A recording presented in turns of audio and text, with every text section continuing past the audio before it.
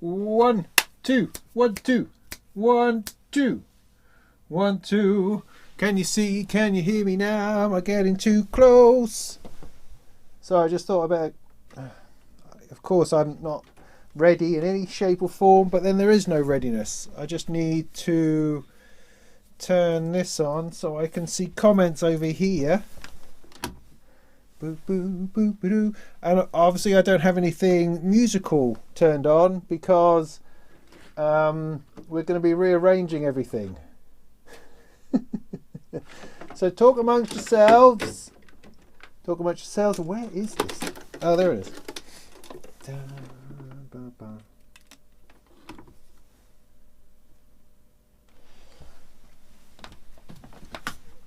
Okay. Well, okay, good.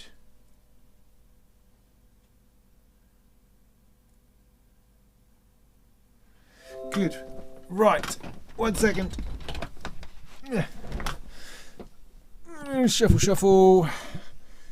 Oh, crikey. A bit electric today. That's perfect for this sort of behaviour. All right, let me just find you on the tubes. And then we can start this thing.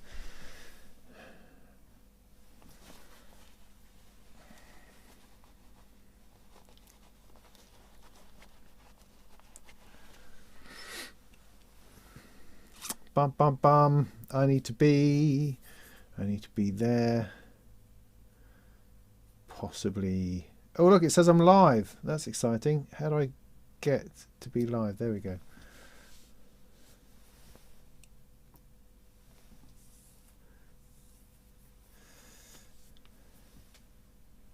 Good, chat, good. Yeah, hi. So, hi, welcome to a Molten chat. I hope I'm reasonably in focus and stuff. Look, there's my beard. There's a close up on my beard for people. There we go. It's alright, that'll go away again in a minute, I think. So yes, so hi, yes, welcome to Molten Chat. I'm Robin Vincent, and this is a special ad hoc evening. It wasn't planned particularly. I just thought this might be interesting.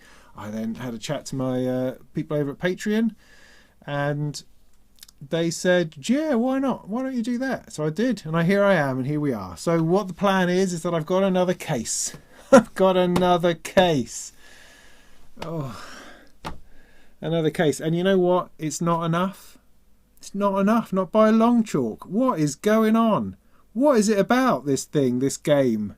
This is nuts. I could have a rack of decent polysynths by now. You know, I could have a Moog 1 over there, Prophet 5 and a Prophet 10, because you have to have the set, obviously. An Udo, a Polymute or Polybrute or two. I could be swimming in big paddy sounds, but no. I'm bleeping and blooping, making noise and fart noises. In the endless pursuit of modular. God darn it. Anyway, what was I saying? Yeah, so the plan is for this evening. There's a spider. Spider where? We have lots of spiders. I can take you on the journey of spider graveyards if you like. Anyway, so you're very welcome to join me. I don't know how interactive or cool this is going to be. I might dial that down a couple. Is that better or worse? Don't know. Anyway, somewhere in between.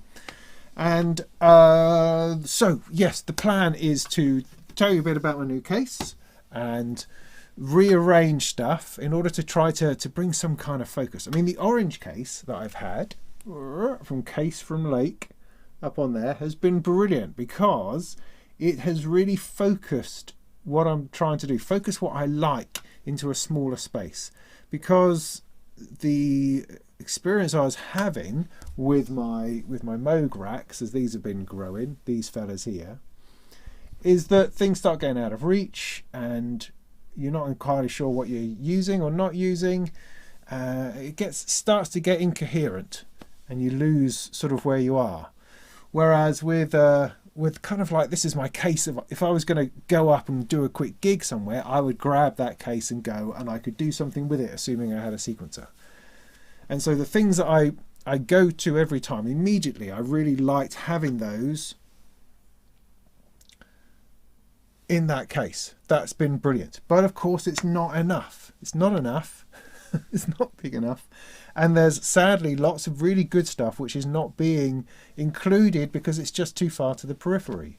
So I figured we could have something that would slot in the middle here, that would be similarly portable-ish, and could perhaps serve a very similar function and just widen my opportunities, widen my my focus a little bit to include all of the key stuff that I really want to focus on. And then have extra stuff around the outside which comes and plays whenever it seems necessary. That seems like a really good idea to me. So that was the plan. Now, let me show you this case a little bit and then I'll tell you about it. So it has a story, which is nice. It has a story. Hi Paul from Maryland. Hi Andrew, Ken, Brian, Hart, Martin. Good to see you all here. Peter, lovely. Lovely to see you all here. Your first case is from Lake 2. Yeah, it's cool. It's a decent case, you know, decent. I'm very pleased with it. Very pleased with it. So, this is my new case. Can you see that? Can you see this thing? Can't believe quite how big it is.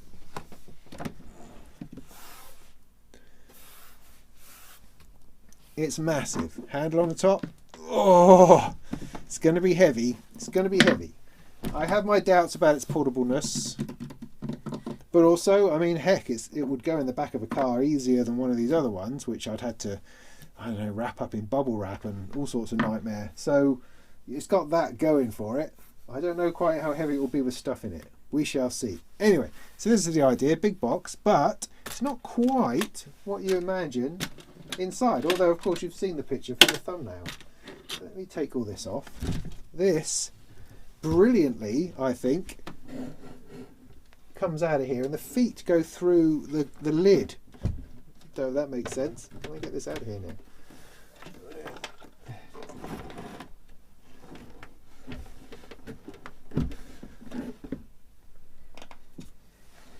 See how this has got holes in the bottom. Can you see that? I can't see if I can. Can't see if you can see that. Yes, there we go. So the feet go through there because of this angle. The feet are under there, and they go through the bottom lid, which is just brilliant. Totally excellent. So I like that a lot. And here we have it. Here we have it. A really nice rake to it. It could, of course,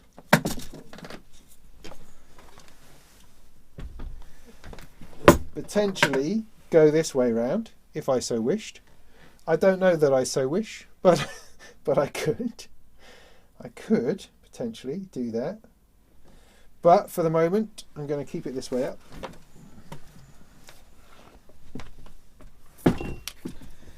Now, I know some of you are going to be thinking, oh, look, sliding nuts. And I'm thinking, sliding nuts. I can't remember whether I asked for sliding nuts or not. Doesn't matter, that's what I've got, so I'm going with it. All of my Moog stuff has sliding nuts, so it's not as if I'm unfamiliar with it or that I mind it. I don't mind it, and in many ways, it's better. It annoys me greatly when I have to take every single module out in order to just move something across a little bit in the fix nuts business. Anyway, so here we are. Here we go. Nice power supply, loads of room for modules. How many is that? 10, 20, 30, 40?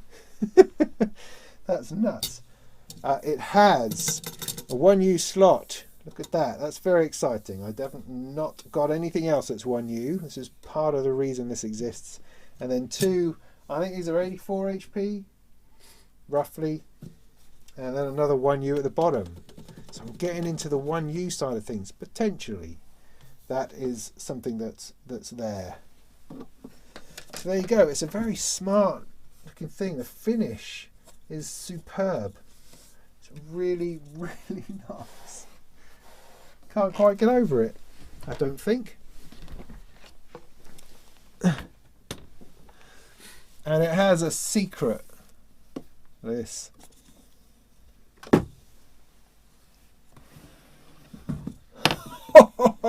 Oh, look at that. How flipping cool is that? That's just, wow, just amazing. I love it. So there you go, aren't I a lucky bastard? Yes, I am. Now, where did this come from? What is it all about? What's going on here? Well, you may be looking at this and thinking it looks slightly familiar. What does it look like? Well, the story behind this case is that I'd put myself down for a pre-order of the Behringer ARP 2600, whatever you call it, the Behringer 2600. I thought, sod it, I'm going to give it a go. I thought that might be an interesting, fun thing to play with. I'll stick myself down for one, that'd be great. And then I can twiddle about it and decide whether I'm going to do videos on it or not, who knows. But I thought that would be nice. A 2600 is the sort of synth I've always wanted to have. I could have that, enjoy it, play with it. But I really don't like the fact that it's sort of something which is a rack unit, which is not an rack. And I don't have a rack, and I don't want a rack. Not, I mean, a pro audio rack. So the case of the Behringer 2600 I thought was just rubbish. I still think is just rubbish. It's an awful looking thing, which is a shame. I just saw this guy somewhere on Facebook. Someone posted a link to this guy who was building cases for the Behringer 2600. He said he had some spare Tolex knocking around and thought he'd give that a bit of a go. It looked like the sort of thing that could do with a proper case. So it looked a bit more like the ARP. And I thought, well, that's bloody brilliant. Let's do that. And that way I could have it. You know, the Behringer 2600 sitting in a decent looking case. It could be, you know, on a sideboard somewhere, and I could go and play with it, and that would be a beautiful thing. And it wouldn't just look like a weird, flat, luminous synthesizer knocking around the place. I don't get what they were going for in that look. But anyway. So that was the plan. Found this guy, found him on eBay. He doesn't have like a shop on eBay, it's just a person on eBay selling these things. So I put myself down for one. He said it would might take a month, 6 weeks or something like that, and I said no problem, because this was October, November time, so I figured it might be here by Christmas, and the 2600 might be here by Christmas. So there you go, that was the plan. That's what tied the whole thing together. Turned out that Behringer were just such a bunch of dicks between there and it actually happening, that I thought, sod it, I'm not having one, I'm just not buying one. So I cancelled my 2600 order. I thought, sod it, I can't sit there with a 2600 and enjoy it because of just this simply because of how badly they behave. What is that about? It's like rewarding bad behavior. Now, I know I'm completely hypocritical on that because I have 2500 modules. Yeah, absolutely. I'll be as hypocritical as you like. Don't care. But at the time, that's how I felt. And so I cancelled my order, said sod it. And then I thought, damn it, but I ordered that case. And I ordered it as a custom job, you know. I suddenly think, well, I can't really expect this guy who's probably gone to a lot of trouble already to just give me my money back. That seemed wrong. So I thought, well, maybe I'm going to have to buy this thing after all. I could always set it on afterwards. I mean, you know, that may be no bad thing. So I got in touch with the guy and I said, how about, I've just been thinking about it, would it be possible to turn it into a Eurorack case instead? Because, I mean, it's 18U, essentially, which is, 6U and a couple of U or something, isn't it? 3U, 6... Oh, I can't remember. Whatever it is. Tall. So what have we got? 6, 3, 6, 7, 8, 8U. 8U, maybe it's what I'm thinking of. I don't know. Anyway, I'm sure you can set me straight in the comments. Doesn't matter. It seemed to be the right sort of size box into which you could probably fit a bunch of Eurorack. So I suggested it to him and he went, well, I was thinking of doing that anyway, thinking of building some Eurorack cases. So yeah, I'll give that a go. So we had a bit of discussion, we talked about it. I thought, well, this might be a perfect opportunity to get some 1U into my system, which I forgot to do with the case from Lake, I have to say. So maybe that would work. And so we talked about it. We found the power supply bits and pieces online somewhere in Amsterdam, I think it was. And he got the bits in and the rails and stuff, and he said, just leave it with me. And so it's taken a while, and he ended up not doing it. This isn't exactly the same case as you get for the 2600. He said he had to kind of redo it because it wasn't fitting exactly. So he redesigned it a bit, changed it a little bit in order to fit properly, and he's now completely happy with it. And here we are. Here we are, the result of what would have been a Behringer 2600, which is now going to be filled full of lovely, lovely modules. Maybe even Behringer models, who knows? Anything is possible. Anything is possible in that crazy flip-flop heart of mine. So there you go. This is what we have. 2 lots of regular size and some 1U, which I don't know anything about. But I know that Ritual Electronics, I've been talking to them a little bit, and they are dying to send me some modules. It's just I've never had any 1U. So hopefully I can get something out of them and give that a go. I'm assuming it works in a sensible, normal way. I don't know. These things will be discovered, I imagine. These things will be discovered. So there you go. Any questions about the case? Just put a question in. How much was it? Well, that's the question, isn't it? I know. I believe he's still doing the 2600 case. It's on eBay. I've put a link in the description to this video to his Facebook page, which I think is called Brimstone Studios. Could be. And he builds weird stuff. He makes animatronic things that move. Weird stuff. You know, nightmarish. Fantastically awesome, weird stuff. I've had like a 2-second look on his Facebook page. I've only just got the link through. But I've stuck the link below. You can go there and contact him. But you'll also find him on eBay. I'm sure if you search for Tolex and 2600, you will find him. The cases, I think, something like 259 for the 2600 case. We've stuck in a couple of £100 worth of more stuff in here. So I think, because I bought it, I think the price has changed a little bit when I was one of the first people to buy the case, and it was a bit cheaper. So I think it's about £400, I would say, about £400 in total. Now I can't say that's how much he would charge you for a similar case. I've no idea, because we've done this as a little bit of a collaboration, a little bit of a working up a prototype kind of thing. So so that may have an effect, but as a rough guide, about £400. Trying to remember now what the case from Lake one was. Something similar, I think.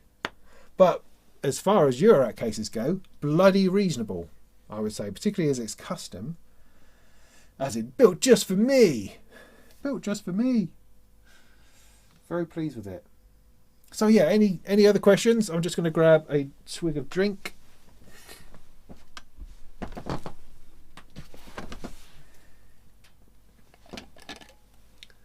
First module in.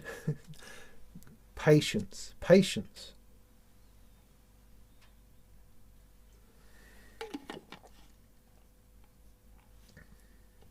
Yeah, it does look like a 2600. What ampage is a power supply? Oh, I don't know. Bloody technical questions. Someone in there, isn't it? It's got it written on.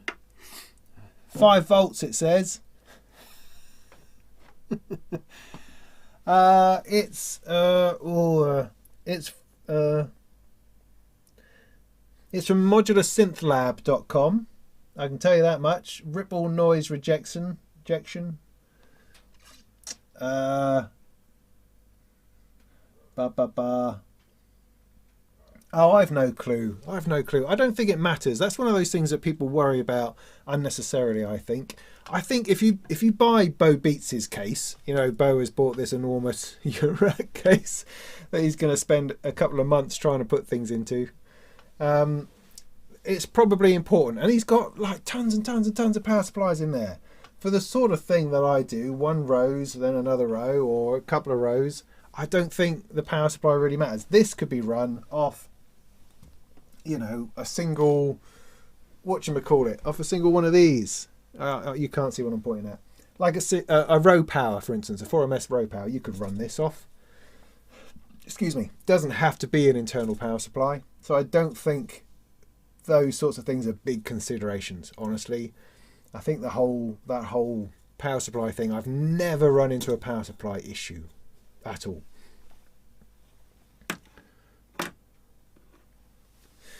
Yeah, Ken, that looks about right. 265 without a lid for a 2600 case. Yeah. Perfect for Behringer System 100. Yeah, sure. Well, it's perfect for Eurorack. I mean, it doesn't matter. System 100 doesn't matter, does it? Doesn't matter what it is. Ultimately, it will fit Eurorack. So yeah, cool.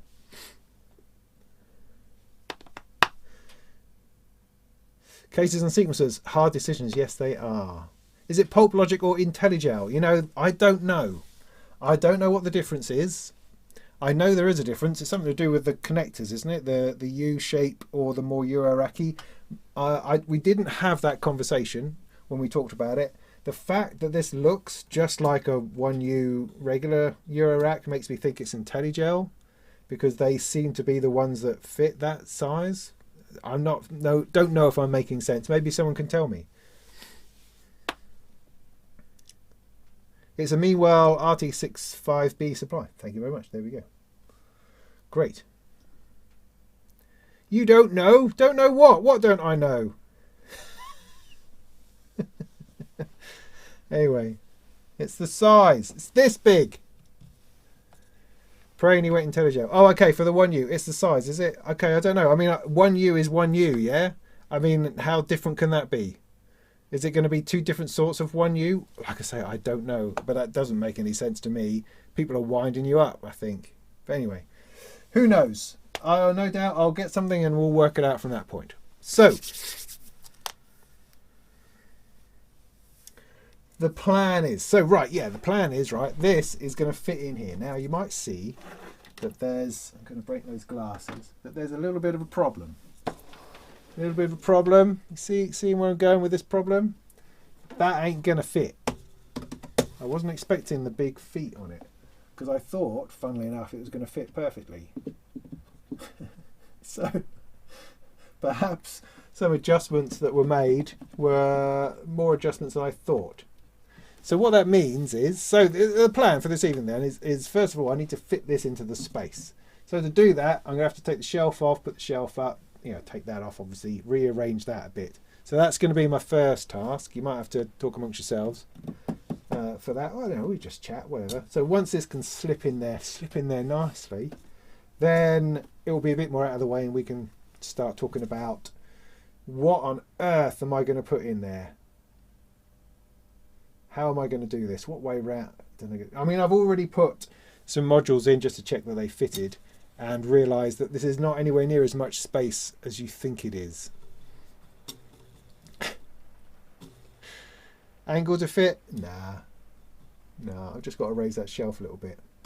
I'd love to say that that shelf is on the rack, but it's not. It's screwed into the wall. So I'm going to have to sort that out. So Pulp Logic 1U are slightly taller. So they're not 1U then? There's something else? 1U.1? I don't know. Where's my tape measure?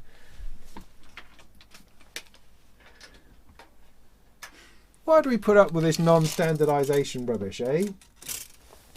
So let me just measure that. What am I looking at? What am I trying to work out?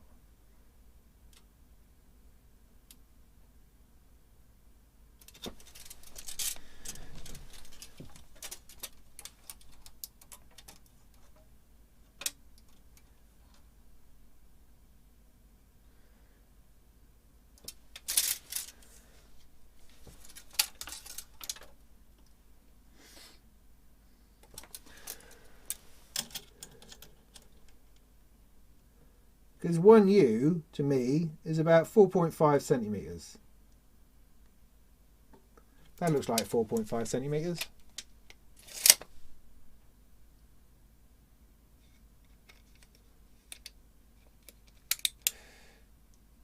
It'll fit. If I have to bend it, it will fit. Look, I've got a whole wiggle room here. Look at that wiggle room. You worry too much. So let me get this out of the way. Oh, God damn it, it is heavy.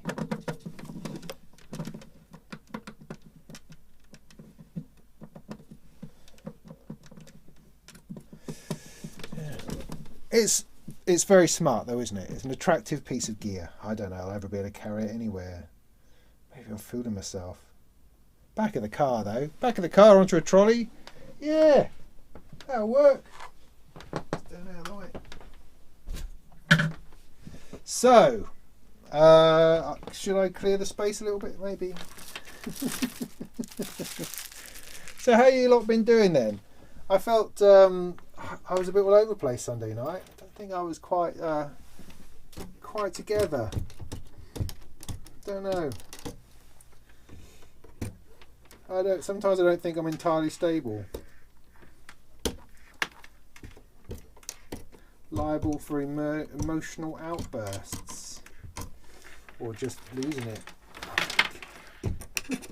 Just losing it. Losing it. Still, kids go back next week. That might help. Keep my head together. To actually be alone in the house. I mean, wow. That would be something.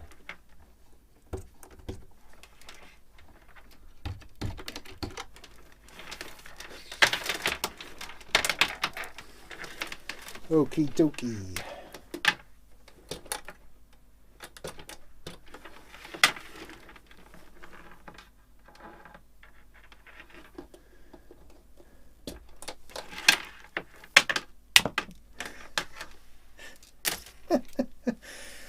Why would a vegetarian call anything haggis? I mean, haggis is an abomination, surely. I mean, even the word is the sort of thing that would fill you with dread, let alone anything else.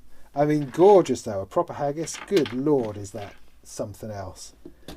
But to call it haggis, but it doesn't happen to be filled with sheep's guts or stuffed into a sheep's bladder. Seems, I don't know what that seems. Doesn't seem quite right somehow. I don't know, what do I know? I was a vegetarian back in the 90s. That's when nobody understood you. They've just do this.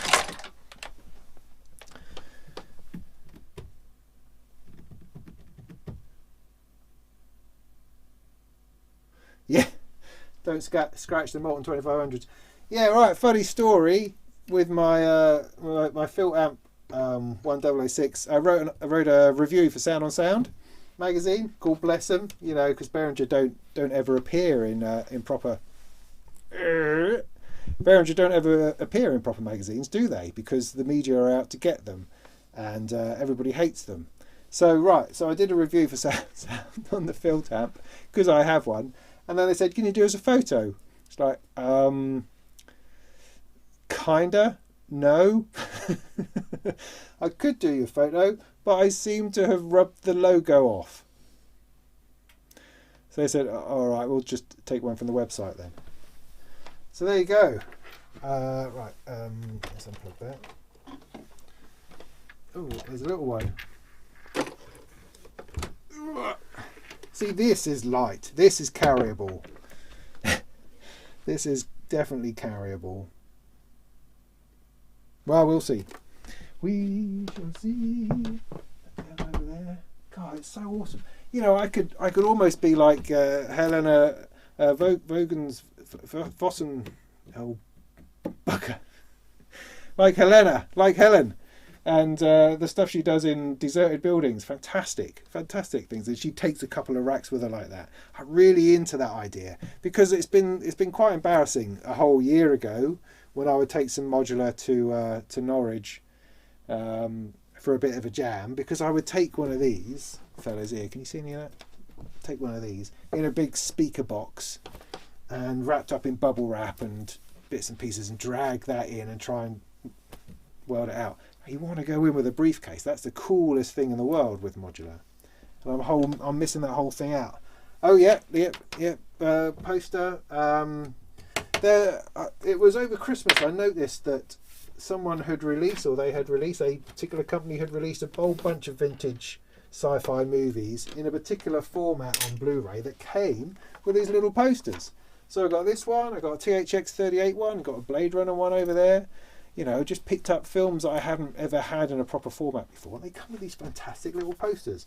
And the weird thing is I don't have any drawing pins enough with which to put them up. So they're just kind of hanging out, which is fine. It'll have to do. Right. Anyway, babble, babble. Babble, babble. Where's that come from? So I'm going to have to move this here shelf up a little bit. Look, see that beads manual? Did you see that? Look, I'm looking at it. I'm reading it. I'm taking it in. Stroking my chin. Definitely reading it. Oh, I'm reading it. I know what that button does now. No, I'm reading it. Yeah. Yeah. Yeah. That looks important. I have a collection of Nurly tins. I could sign them if you like, put them on eBay. What do you think?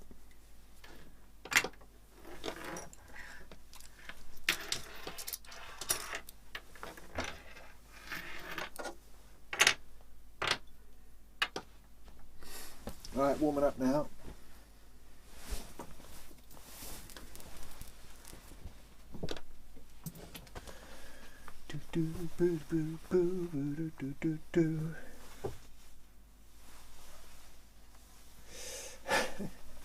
Jenny Agatha, I know, mate. I know. I just know. I absolutely know exactly what you're saying. I do. Long time ago, though. Long time ago. That's a nice little blank from Sonic. Anyway, right, so somewhere I was charging up a little thing.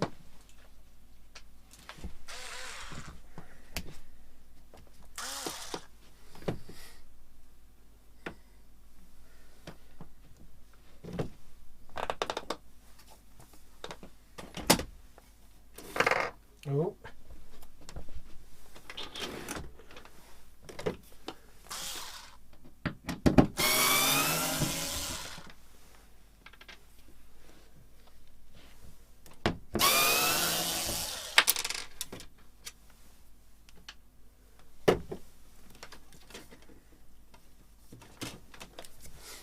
Oh, look! Your man sent me a copy of Patch. That's pretty cool. That's pretty cool. I haven't looked at that, but they're nice quality cards. Needs to be twice as thick, I think. But cool, very cool. I'll try that out one of these days. Oh, and because everything is all about, there seems to be a big thing about paid promotion at the moment, which, I don't know, I find that really annoying. Because whenever I see paid promotion come up on something, it makes me think, oh, it's an advert. It really does. And that annoys me because we're all supposed to be doing it. Because that's all supposed to be how it is. Because it doesn't matter where it came from, apparently. It's all paid. I don't quite understand it. I mean, I'm of the opinion as long as you talk about it at the beginning of it, saying things like, this came from here, I got this from there, these people sent me this, then people are under no illusion, yeah? The difficulty becomes that because I have stuff which was given to me in my rack, then everything is paid promotion, even if I bought the thing that's in front of the camera, because the thing behind the camera was paid promotion, if that makes sense. I don't know, it drives me nuts. I don't like the term, something about it. Because you want to project an idea of independence and honesty. That's all you want to do. And as soon as you slap, this is an advert. It's like when you open up your newspaper and there's a section in it which says paid promotion at the top, paid advertising. You go, oh, well, that's not the news. Throw that bit out. Use that for the guinea pigs. Carry on, you know. But I guess because we all have to do it, then we should understand that that's not what that is.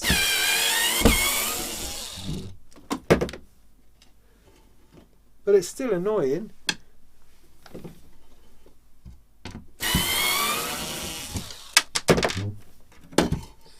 And I think I've also come to the conclusion that the people who moan about it, who moan about whether you're a shill, I can't remember, or not, you know, are few and far between actually. And who gives a monkeys about what they say? Spiders. Yeah, this is not a classy shelf.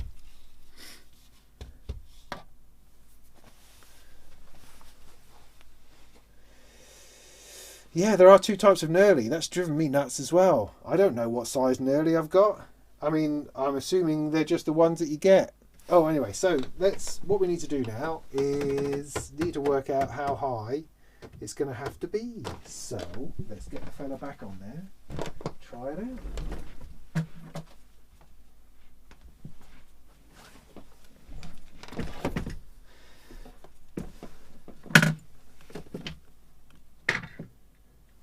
Now it's slightly annoying that this became the centre of my studio, like the physical centre, because this is the joining of two benches. I mean, my benches, right? These are made up of IKEA wardrobes. When I put this together, this is all one side and the other side of an IKEA wardrobe. Because it's just what I had knocking around at the time.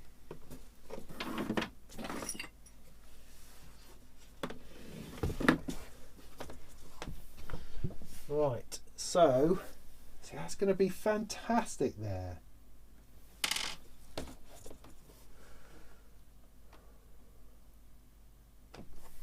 Fantastic. I wonder if I've got a pencil.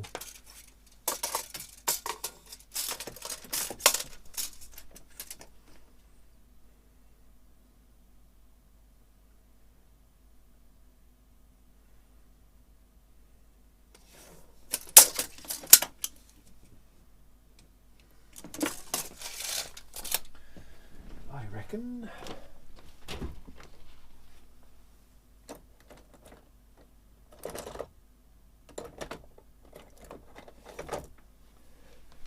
Bloody look, I got a classic DIY pencil there. I should have that behind me ear. That's what I should have. Oh, Dad would be proud.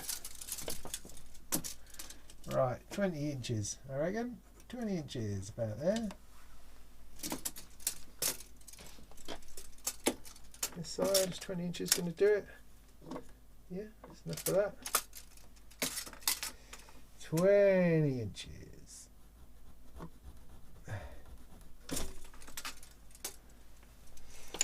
For those in Europe, that's about 50 millilitres.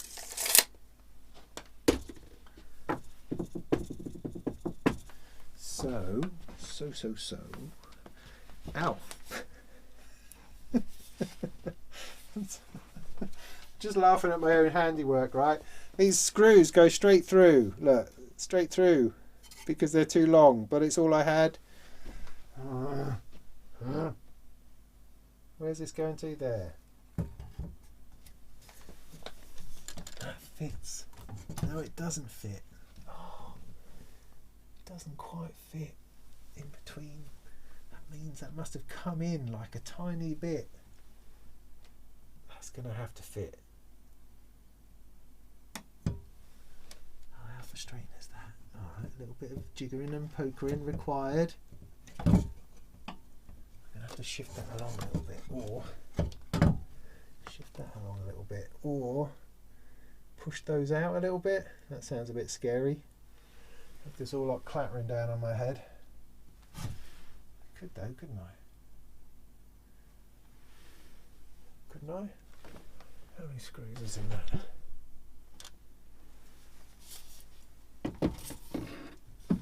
That could possibly be a little bit easier. Ow!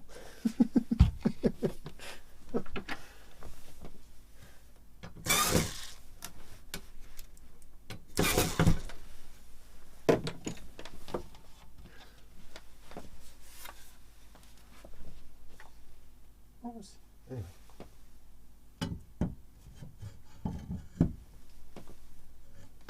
See, it fits now. No, it doesn't.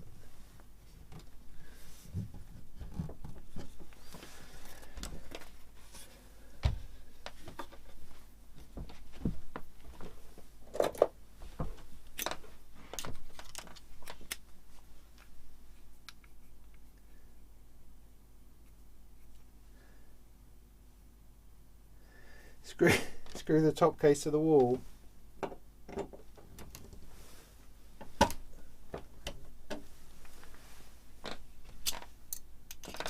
I reckon I'm going to get away with it. I reckon I'm going to get away with it.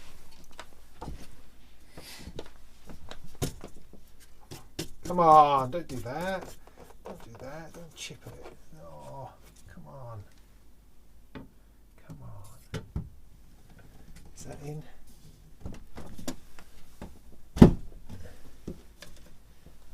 You know what? That's going to fit.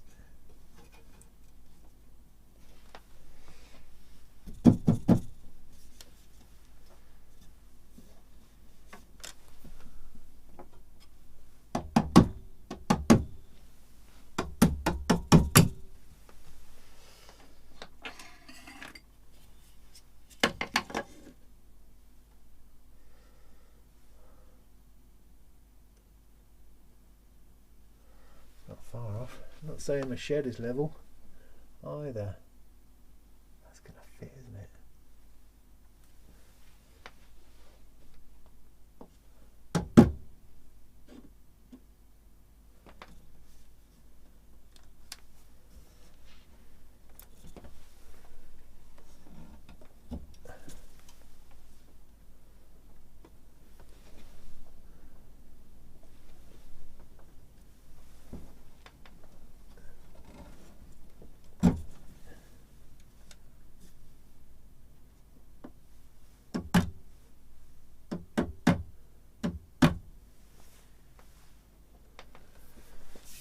Yeah, good.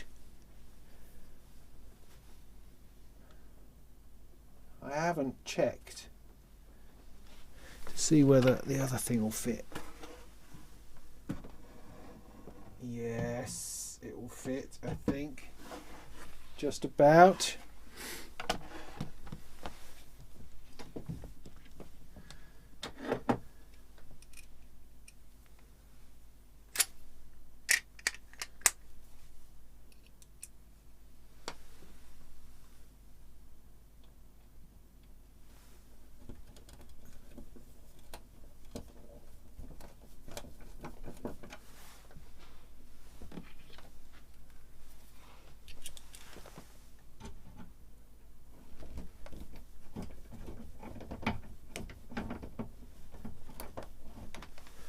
There's something awesome about having wooden walls, I have to say.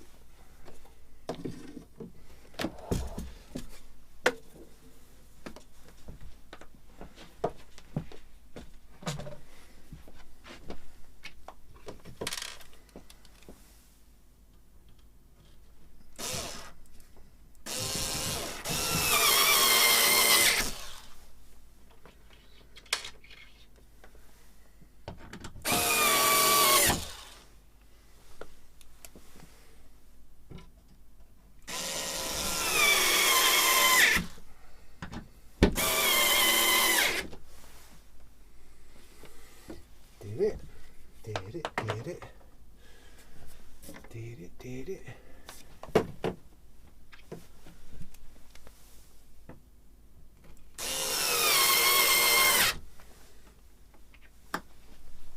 Spiders.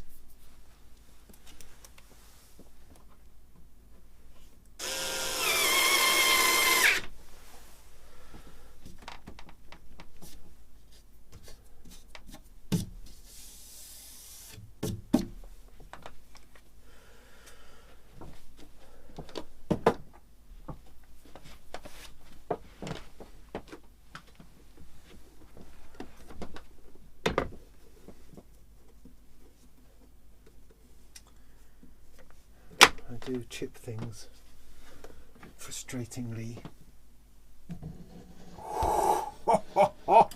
By the millimetre. Can't see my poster now.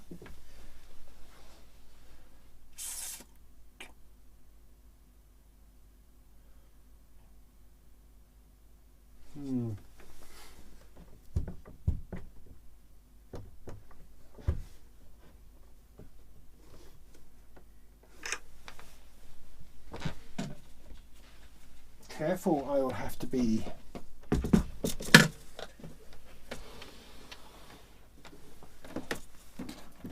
I need to arrange a few power supplies back there.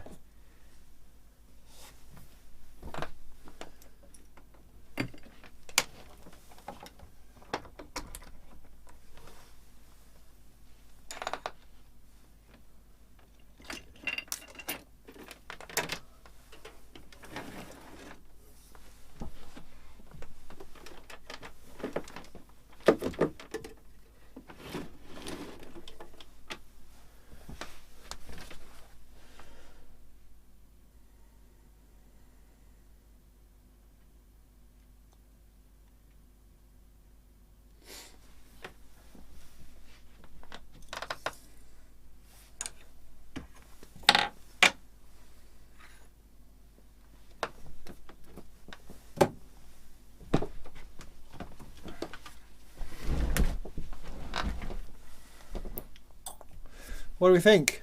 Think it looks all right? It fits. Yeah, I got to put the poster somewhere else. Never mind. No, I know you couldn't see it before, really. Well, you sort of could, because I often had this down. I had this down here on a nice little Loki stand, which also worked quite well when I was working closely with that, having that here and something in front with like a sequencer in, that kind of thing. That was working nicely. Now, the question becomes, what do I put in it? I mean, I could put random stuff in it, but I like the idea of putting in something on purpose. You know, I mean, maybe I should try a couple of different things.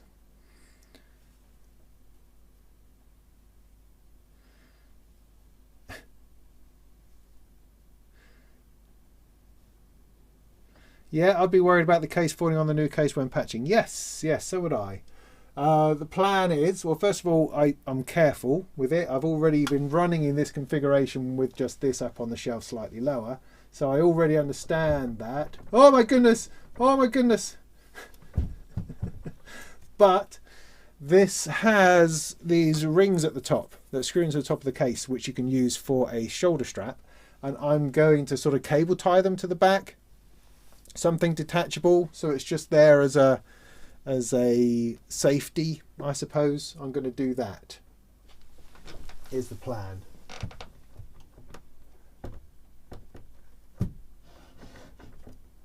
Could also just raise the front a little bit. But no, it works. You know, it works. One just has to be careful. That's important.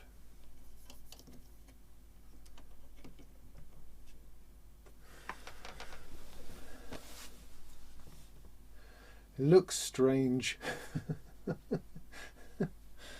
It does. It does.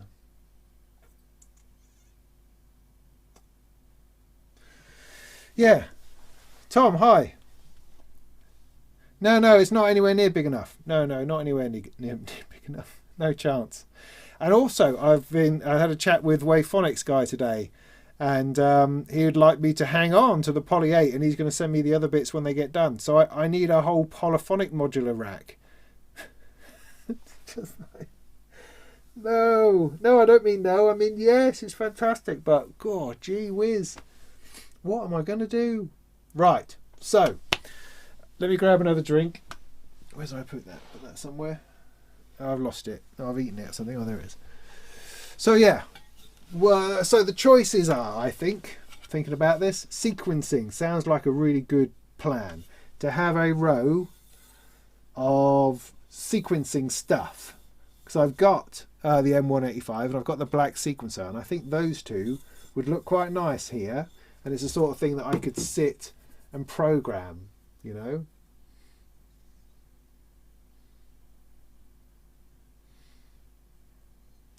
That might be good. I'd like to bring the Descartes' voice in because it's beautiful. So I mean, maybe the place to start is a bit with that sequencing, maybe for the first row, and the second row just things that are lovely that I want to play with. Doesn't that make sense? Doesn't that make the most sense? And then I've still got my nifty case over here, which I will use for things that I'm currently working on, you know. That's sort of the plan. It never quite works like that. Because you kind of feel that when you're doing a video on something, you want to bring together a few modules that are going to be working together in that space. And if they're so patched apart, you're just ending up with everything in pieces all the time.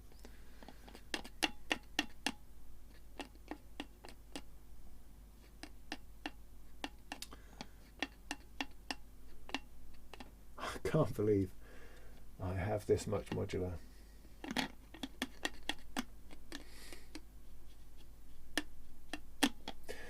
But then, you know, I've got things that I never use, like I can't put my hand on anything right now, like this, a precision adder, Dotefer precision adder. I got it for a specific purpose, and I did the purpose, now I've forgotten what it does. But it could well become useful, but it's not something that I look to use. Do you know what I mean? So I don't really need to find a space for that, or do I?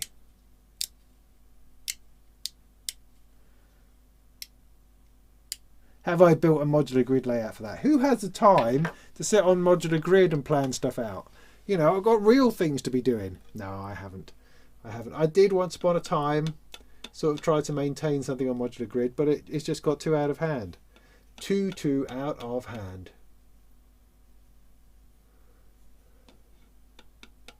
I mean, I blame Erica Synths, really, because they've been enormously generous to me. I don't think I've ever bought an Erica Synths module. No, that's a lie.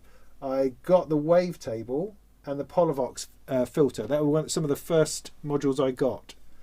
But ever since then, they keep sending me stuff. I've got the joysticks on its way, so I've got to have room for that, which is awesome. I love reviewing Erica Synths modules, but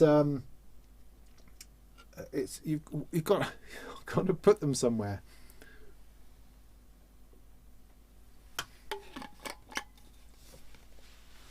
And obviously these are great problems to have. Length of cables is not a problem. I got a whole load of these really long ones from I can't remember,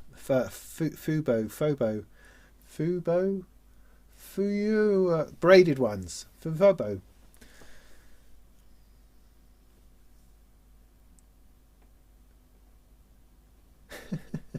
No, you can't plan it out. What's the point of planning? Can't plan it, just got to go.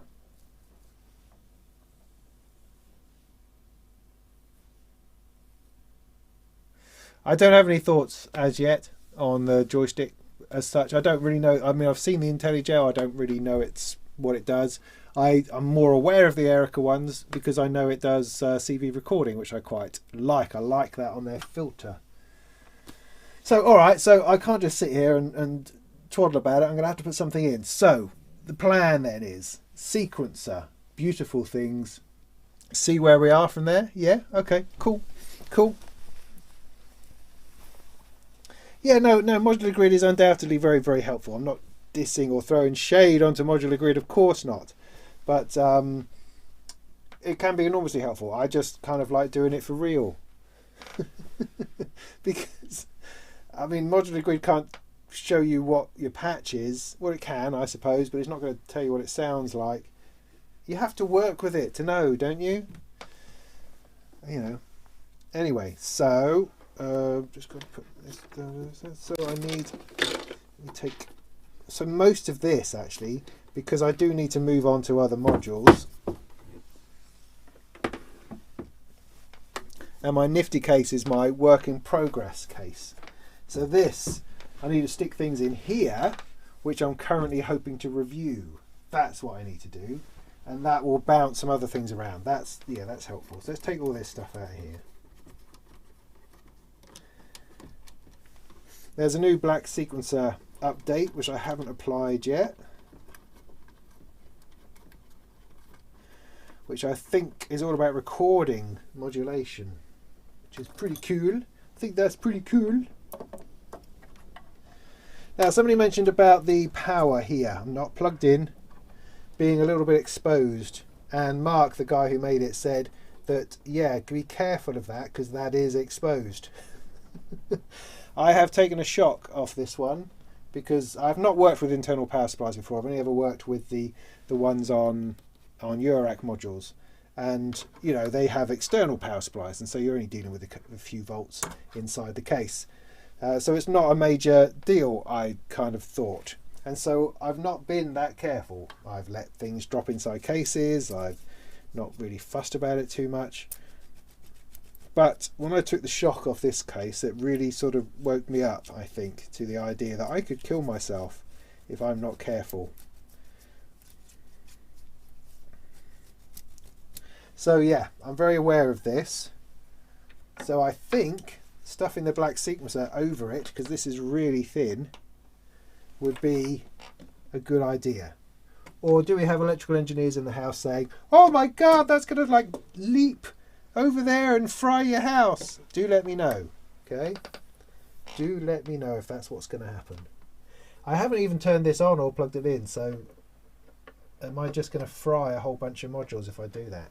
Would it be worth turning this one on by itself just to see? Talking to myself, really. That's probably a good idea. Why don't I do that? I'm going to need a power cable.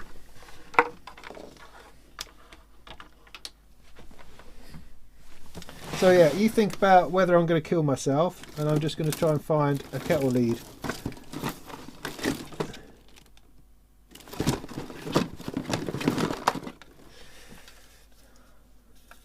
You know what that is? We should do a live stream of going through my drawers, you see. That would be fascinating. The mains are no joke. No, they're not. I know.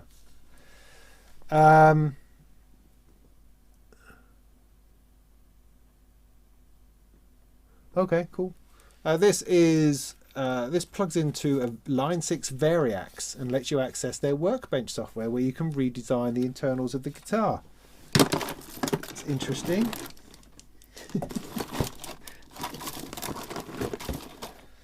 That's a Line 6 guitar port. I was well into Line 6 back in the day, you know. Trying to find a kettle lead. Got one in somewhere.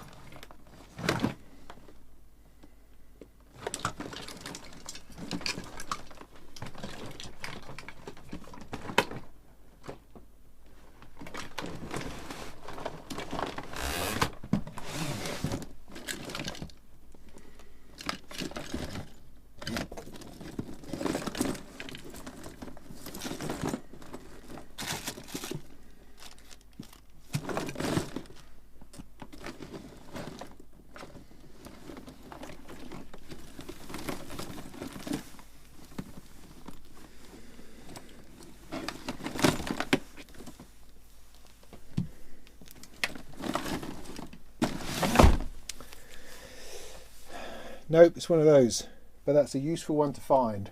I'm just going to have to look a little bit further afield, talk amongst yourselves, take bets on how long you think I'm going to live.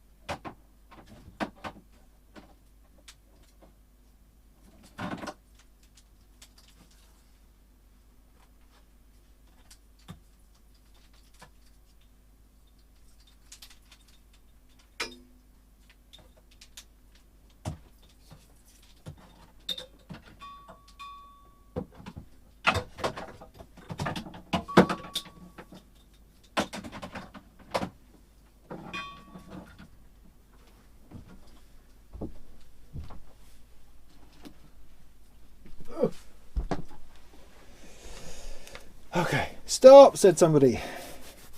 Don't plug in anything yet. Okay. And Ken, you've had your Variax configured as Keith Richards. Complete with OpenG tuning. Okay, so you're all telling me to stop. All right.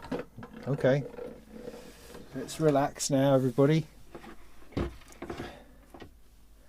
So go back down, down. So what are y'all saying? Generic matching modules for HP layouts. Skip the power part. Some of the modules I have. Oh, that's a modular thing. Mains is no joke yet. Fire extinguisher yet. Sure. Okay. Okay. He doesn't know, right? If it's pulp or IntelliGel. What an idiot. Yeah, okay. Do one thing and install sine wave VCO and a VCA first and test if you get a clean sine wave out of it. Carbon dioxide, not water. Oh, you know, I've got a bucket of sand.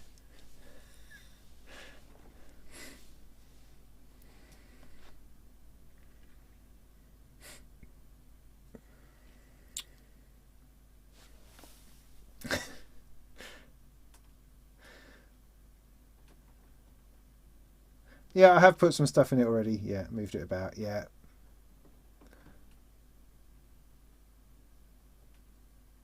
Yeah, the Variax is brilliant. It's I've had it a long. It's the original Variax. You know, the original Variax I got back in Turnkey years and years ago, and it was my full-time guitar for ages. In fact, a little story for you. I was playing in the band at church down in Penge, where I used to live, and this old boy came up to me afterwards, and he sort of looked at me really quizzically and said, Was that a 58 telly you were playing? And I'm going, well, it was my Variax, and yeah, no, I was on the Telecaster setting, yeah, and it's modelled on something like, I don't know if that's exactly right, a 1958 Telecaster. So flipping heck, it obviously sounded right. As far as this old boy used to play in something or other said. Fascinating. How about that? Did have a good. I mean, that was the only tone I used. Whereas now I have a telly. You know, that's my guitar. So I always enjoy playing that. Anyway, back to the setting myself on fire business. Those open headers. What about open headers? What's the matter with people? Oh, a mouse. What? I had 50 distings. Right, okay, so what was someone being stop about? So much stuff. Ah, right. Yeah, offer the precision adder as a sacrifice to the power supply gods. Good idea. Let's do that then. Thing is, it doesn't have a light, so I have no idea whether it's doing anything. So no, that's the wrong choice. But I'm getting to what you're saying about, rather than this really nice module here, I haven't plugged it in yet, have I? No.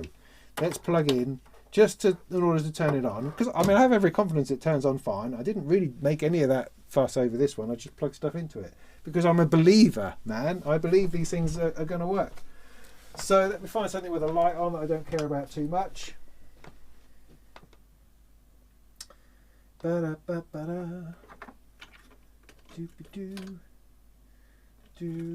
care about everything, man.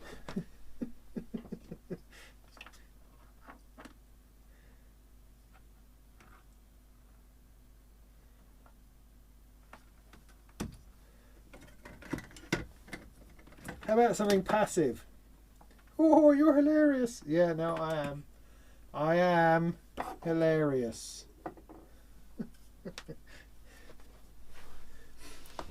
Here we go, look, maths. How's that? That'll do. I don't use that anymore, although I might do. So so I wet my finger, yeah, I put it on that bit, plug it in here. Is that right?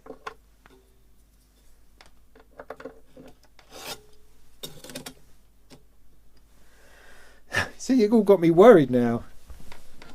Now I've got a classic old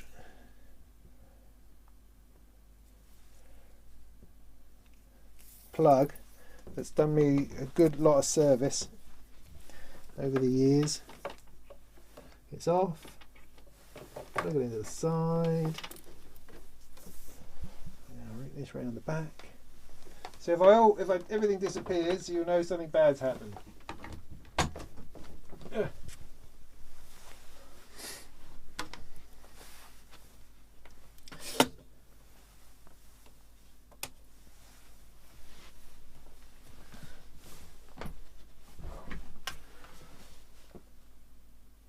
So you're saying I shouldn't poke things inside the case? Is that what you're saying?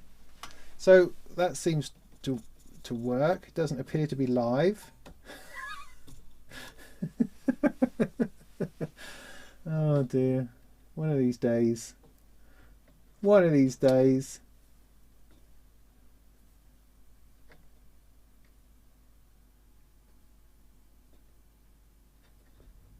Can you give me a light? There we go. There's a flickery light. Bomb, bomb, bomb, bomb, bomb, bomb, bomb, bomb.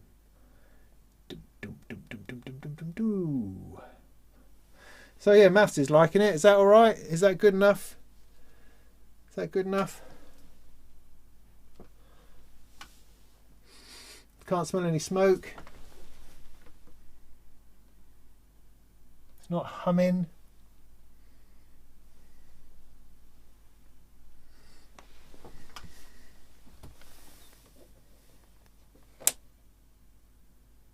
Good enough.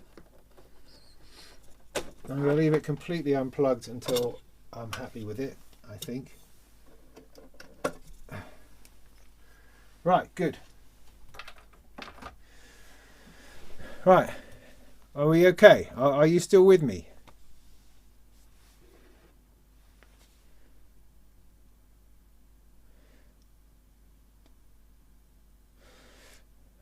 New English architecture. You're coming here pondering the great questions of life and modular, I feel. Interesting. Maybe hang on to those until a little bit later on.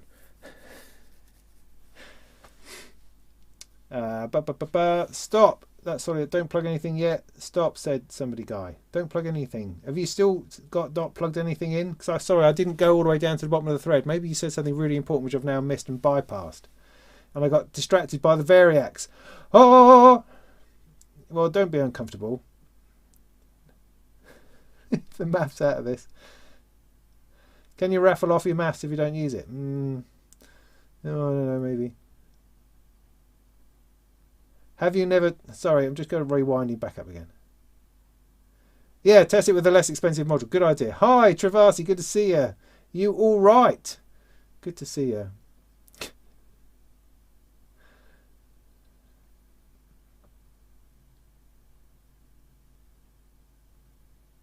Oh, I don't know. People were making a fuss.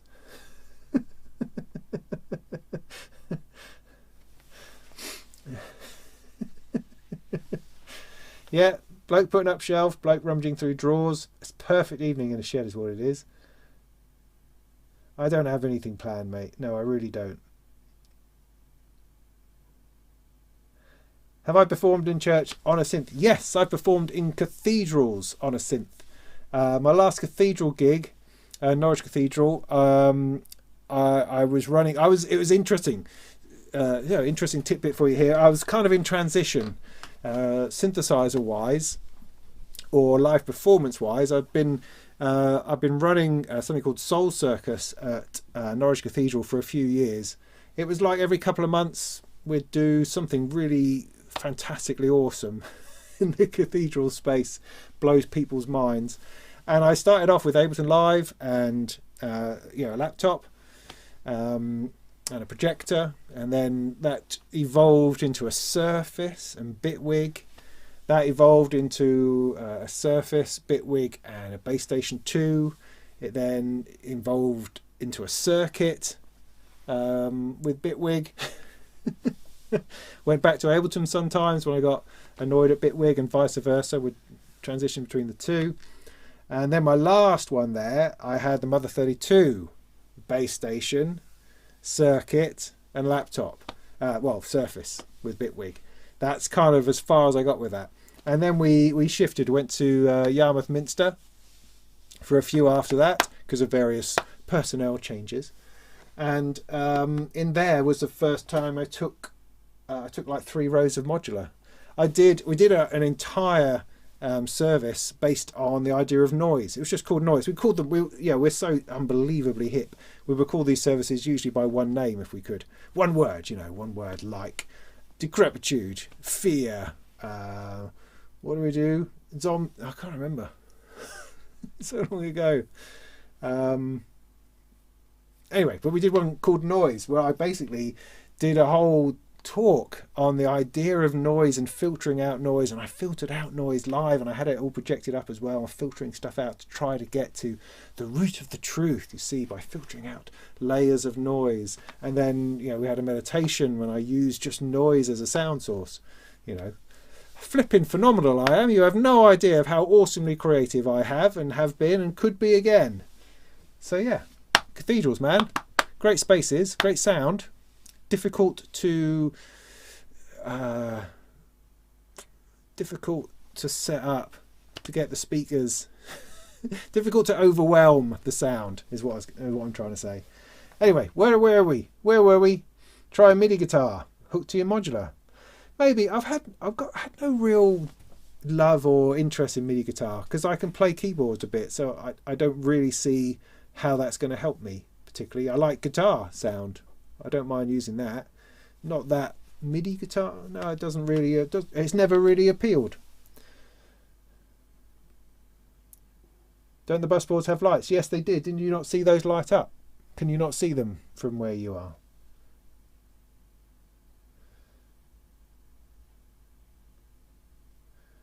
Okay, so I'm getting to the bottom of this again. There's no reason why would it not work? Why would you assume that the thing would blow up? Anyway, we've tested it, so let's get on.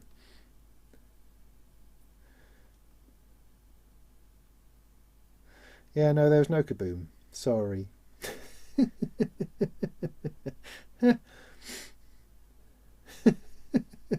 Yeah, this is definitely what lockdown has come to.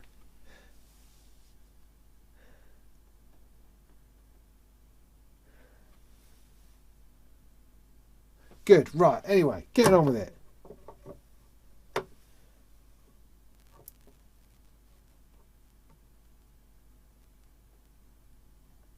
If somebody wants to send me, honestly, a question is, because, I don't like that being there particularly either. If anybody knows the best way to cover it, do I just need a piece of plastic?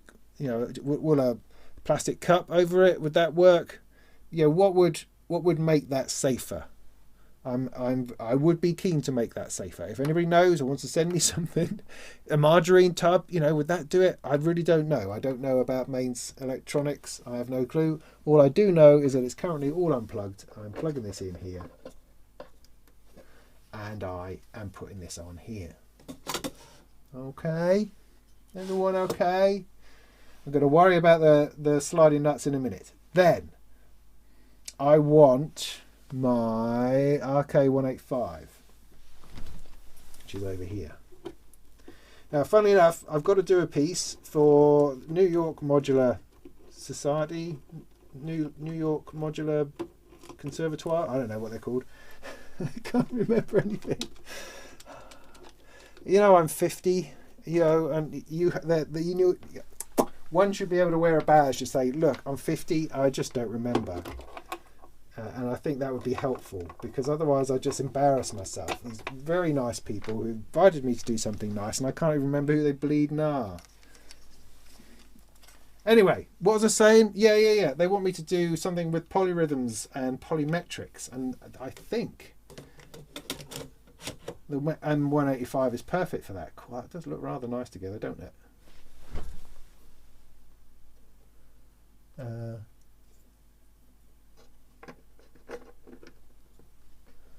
Lots of unused Watmer flips. See, those are brilliant together. Now, what I need is something drummy in there. Now, I've still got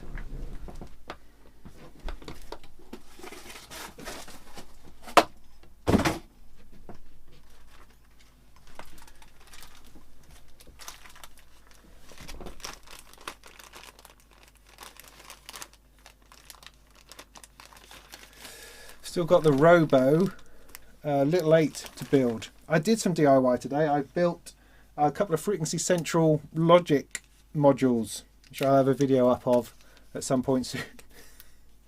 They were funny. Well, sort of fun, easy yet annoying, because I was sort of rushing and that wasn't helping. I was finding I was tripping myself up for no good reason. But never mind, it'll make for an entertaining video, no doubt.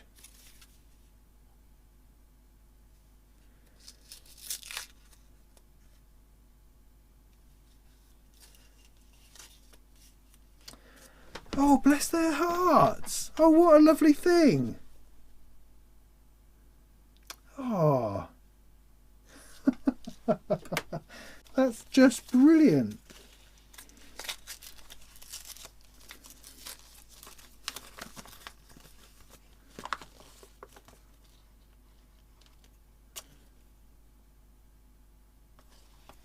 Oh, mate.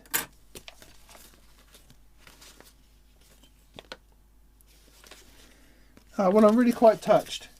See, I was in touch with Robo around Modular Week. Let's bring it down a little bit more.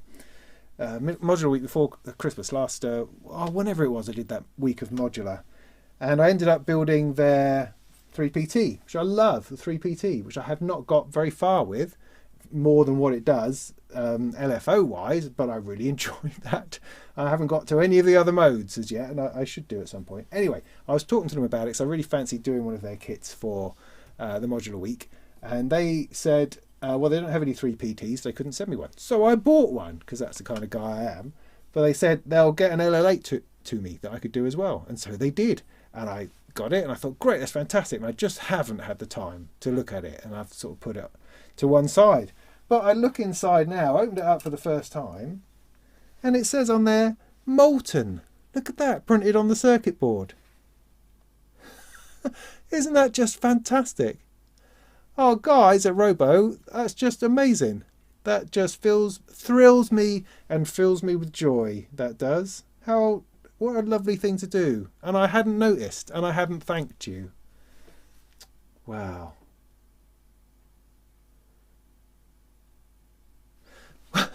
Well, that's lovely. So I'm going to enjoy building that even more. But I'm just going to borrow the faceplate for the moment. Stick that there.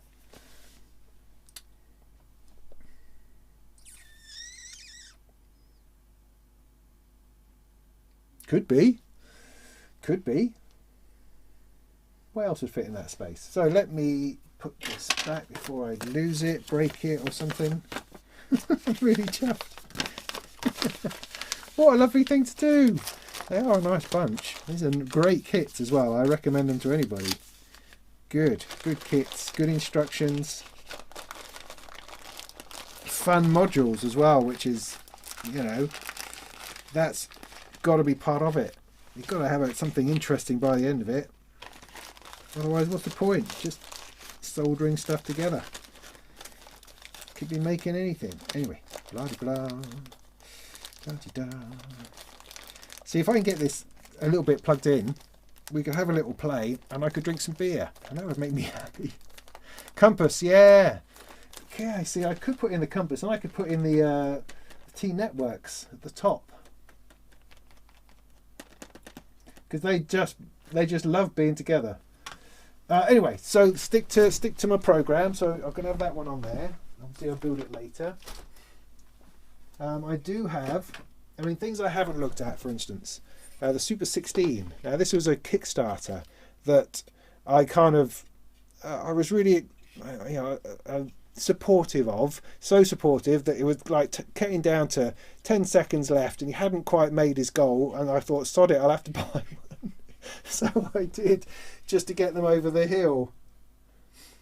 But it's a cool sequencer. I haven't really had the time again to look at it. See, that could fit in there. But then is that offering me anything that these two aren't? Because these two are quite specific. So maybe this is going to end up as a bit more of a side project. Yeah, maybe. Right, so we've got a little bit of drums going on. Or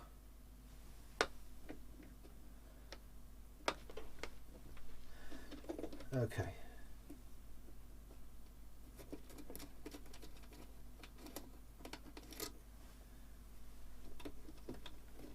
Because I'm sort of all right for sound sources. I have to say, you see up here, there. I don't know why I do the sound effects. It's just part of who I am. But I got these two SDOs, which I thought were a brilliant thing to have. Two of those. Then I got this Honor from Nano Modules, I think it's called. Beautiful. I would swap these out for this every time.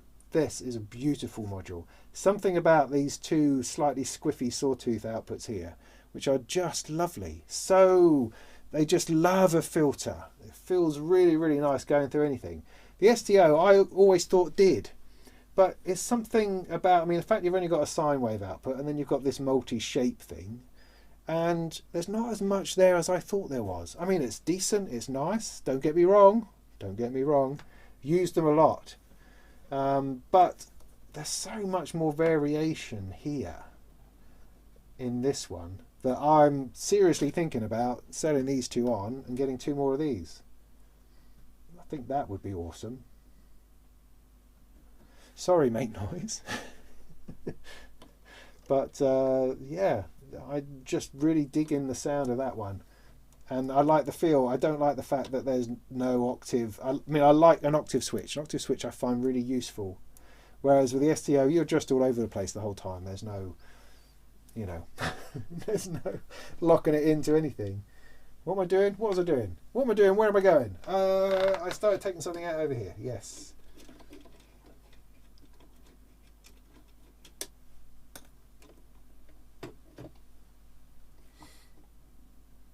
Oh, I'm going to need a screwdriver.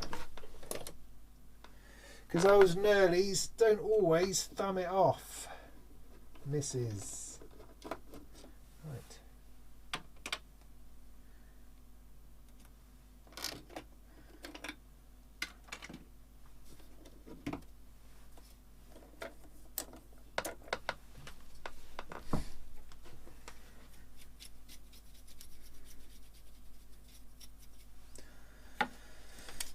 So this obviously is a lovely thing. Bring this back down again.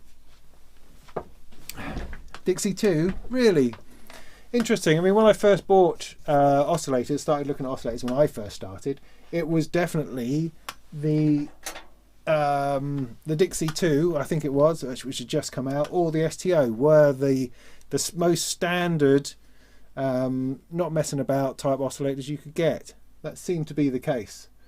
And I seriously considered the Dixie, but ended up with the STO. Don't know why, just that's how it happened. I think I was seduced by the coolness of Make Noise, which, you know, I think we all fall prey to that eventually. You just go, wow, these guys are just so hip, man. I wish I understood what they were talking about. I would just like to be in their gang on their table and sit there going, wow, you speak like warrior poets. You know, that kind of thing. Anyway, distracted again. So yeah, this fella here, beautiful. Beautiful it is. Number 17 I got. 17, stochastic, Omsonic. Now, stochastic instruments and Omsonic have kind of, a new thing has happened. Stochastic instruments has begun, run by Finn Head, who was the concept behind this, and Omsonic, who are manufacturing the module, have decided that they just can't really do it, which is a shame. But then again, you know, it's only one guy, and he has his own thing going on, and was just completely overwhelmed by the interest and orders for this. I was very fortunate to get one.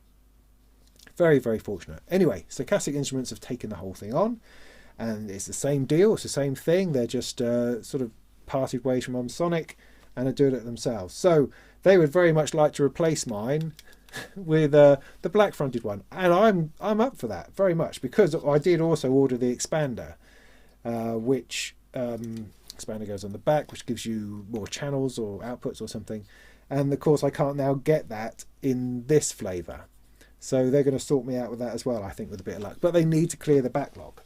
So this, which does stand out rather proud, and try as I might, I can't quite convince myself that it looks awesome. I mean, it is an awesome module, but the colouring on it is just a little bit, it's a little bit out there. This would fit nicely here and would be more in keeping. Maybe this is going to have to sneak in over here somewhere.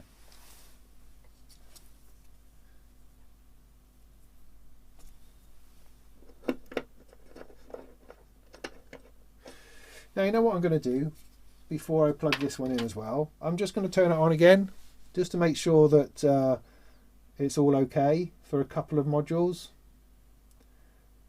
Suddenly something tells me I don't want to have everything plugged in and then turn it all on just to see.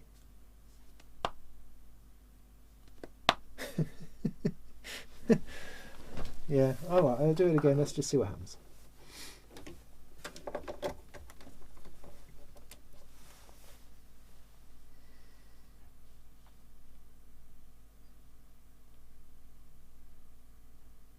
No, that's all lovely. That's all lovely. That's all fine. All right. I'm convinced. That's fine. That's fine. Right, plug that in there then, my beauty.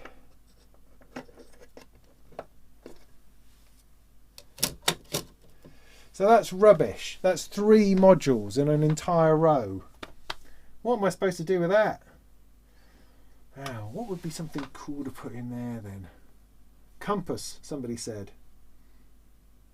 That would fit. That would fit. Let's do that.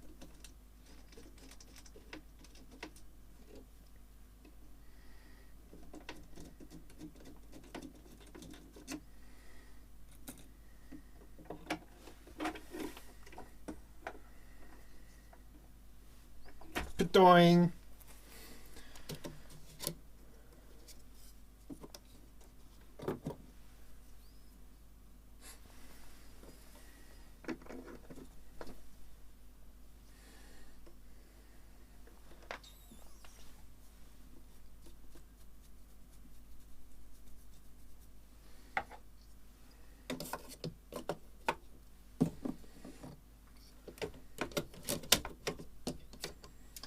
These are with 1 HP spare. I think that's pretty decent, that is. Do I want to rearrange it? No, I don't think I do. Do I want to split the sequences?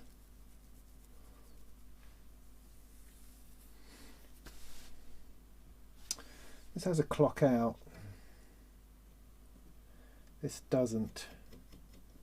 So it might be better to daisy chain to here than out to here.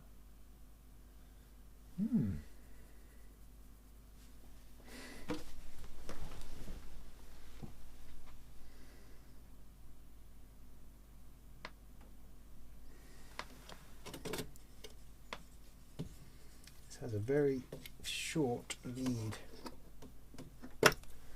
So yeah, I'm going to bring this fella in over here. To split it up right in the middle.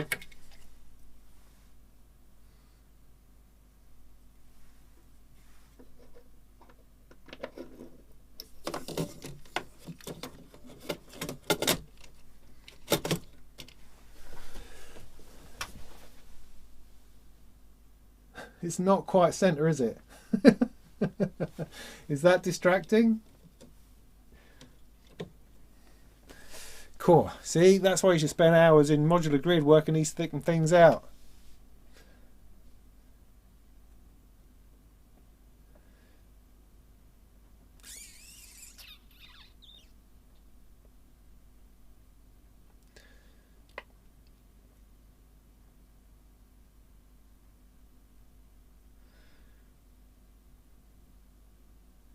No, I have no panels.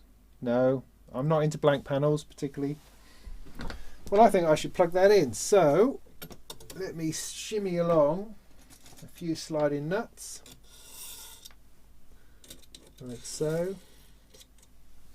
That's a good start. No, that's not right. Here. There we go.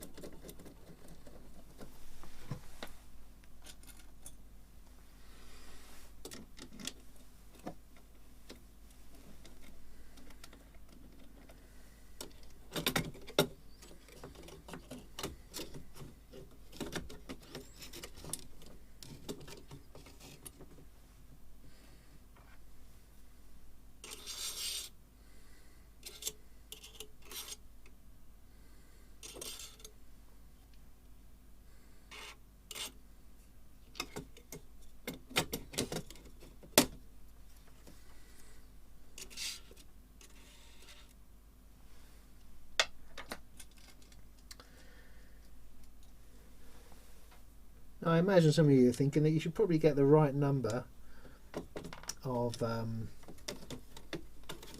nuts, top and bottom. Yeah, probably. I'll worry about that another day.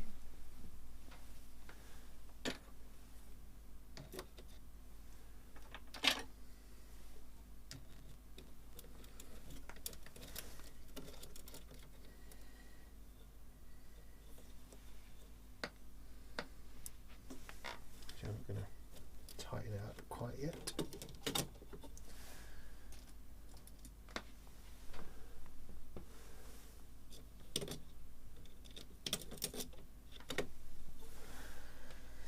Sometimes they just whiz away. Sometimes they do.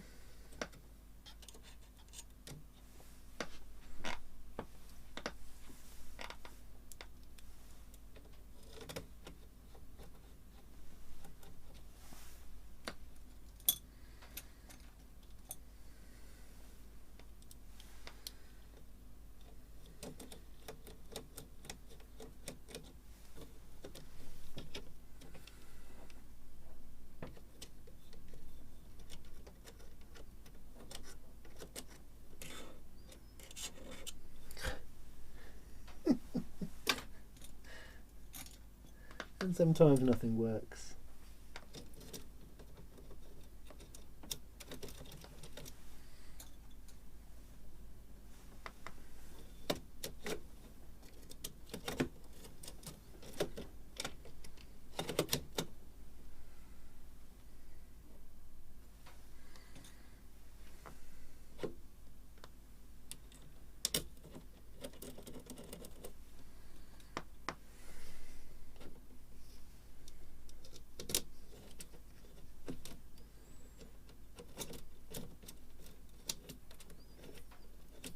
Why is that going askew?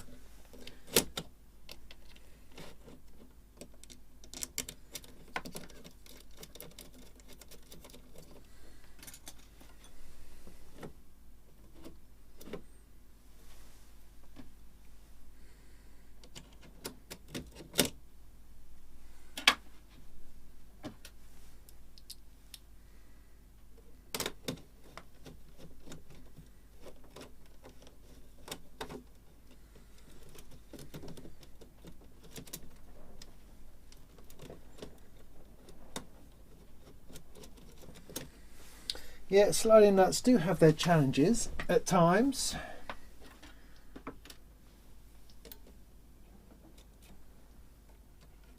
Why is that not going back? Is that row completely full?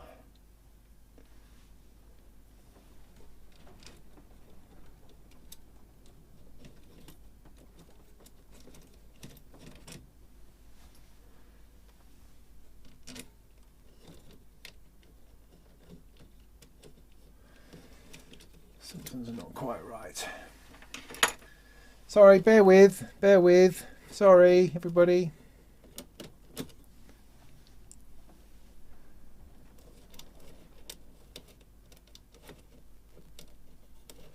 Yeah, this is going to look a whole lot better when it's black, I think. Yeah, that's the problem I've got, is that I'm being an idiot.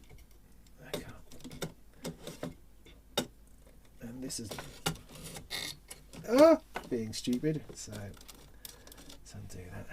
Because you need a bit of slack, you see, you need slack. So you can't just have a whole row of stuff.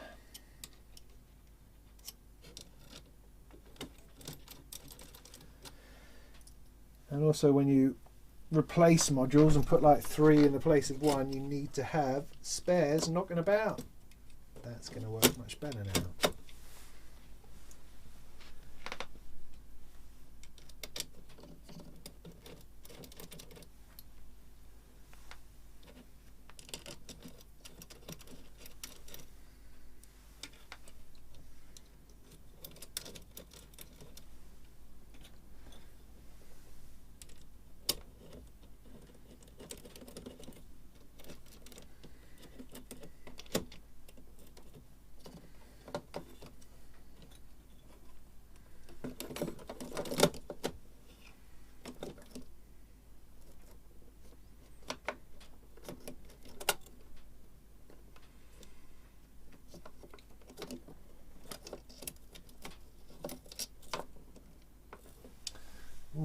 just going to put the... Not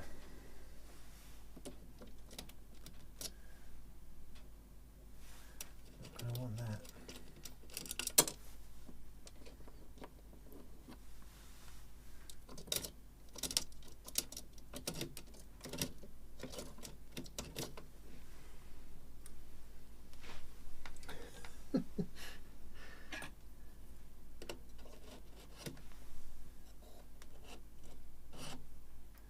Oh rats, come on, come back, come back, come back.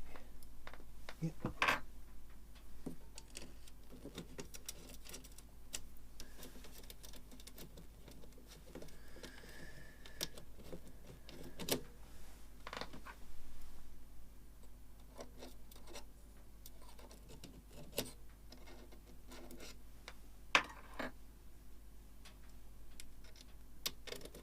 It is a whole other level though, isn't it? You know, I mean, of procrastination, I mean. And you can say to yourself, yeah man, I'm just going to go and make some music, lay down some tunes, start cooking some beats. And you can absolutely sit there and just rearrange your modules and feel like you've done something really creative.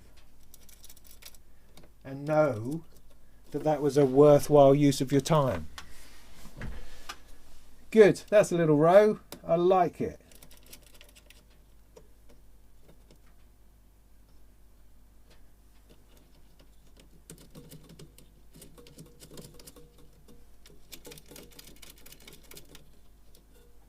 I like it.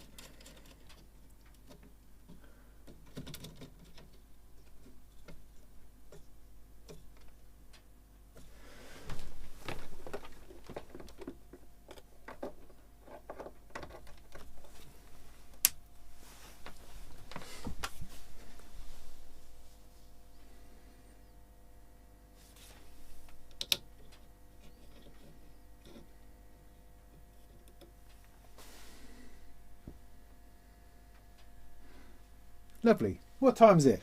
How are we doing? Good Lord, it's 9:45. If I don't get drunk now, I never will. That's a lot of faffing about. Yeah, it is. It is. It is faffing about sometimes. Certainly getting started once things are going around. The beauty of sliding nuts, I mean, you know, I know a lot of people hate them. I quite like them. I don't mind threaded nuts. These are threaded nuts up here. But what I find for what I do, because I'm swapping modules out quite a lot, is that threaded nuts mean you have to move everything. You have to undo everything just to move one thing.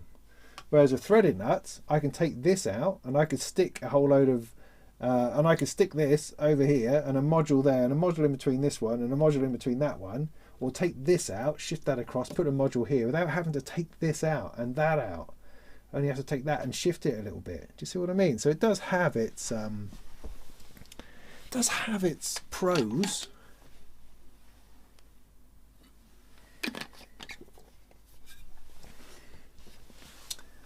And also you can absolutely get them to butt up exactly where you want. With this, which is threaded nuts, is actually a gap. There's a gap here because of the threaded nuts are fixed. So they are fixed. The size of all of these is fixed. And if they don't quite fit, there's a gap there. You see? There's a gap here. Gap there. What's that about? What's that about? Whereas here, no gaps. No. Except for one here. That's okay. All the gap gets transferred to the end. See what I'm saying? See what I'm saying? Andy, good. Thanks to see you. What? Andy, thanks. Good to see you. That's what I meant to say. Thanks for stopping by. I don't know if this was interesting. What has actually happened is because I keep talking, it's stopping me from actually doing what I'm supposed to be doing. So I should have had this finished hours ago. So let's move on. What do I want to put in the top? I want to put in the top the Deckard's Dream, obviously.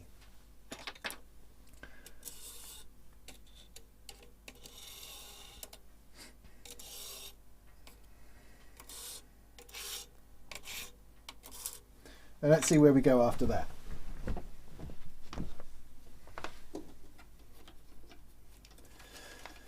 And I could put a filter in. I mean, I could build some, like I say, some of my favourite or things I really want to spend some time with in there. I mean, magneto, maybe that's a good option. because I don't spend anywhere near enough time with that, and I haven't yet really got to the bottom of it. I mean, the one thing I discovered very recently, which I know sounds ridiculous, is that I actually got a lot of fun out of it by turning off all but one head. It's the 4 heads thing that has been really just hurting my brain. I don't quite understand it, because you get, you know, 4 hits. 4 hits. Is that interesting? I don't know. I want an echo, you know. I want a delay. I don't want 4 things the same. I want one thing to happen, which then goes, which then echoes. Isn't that what I'm after with a tape delay? Maybe I'm not. Maybe I'm nuts. Don't know. Whoa, that's a good looking thing. That's a good looking thing. Of course, that leads to the question of, how's your Deckard's Dream coming on, Robin? Well, I can answer that by saying, well, it's coming along. Like I say, I did some DIY today. It wasn't Deckard's Dream. It was a couple of Frequency Central modules. But it is very much on my mind every day, and in every way I am looking to find time to give it a little bit of something. And I will. I flipping will. What's that again?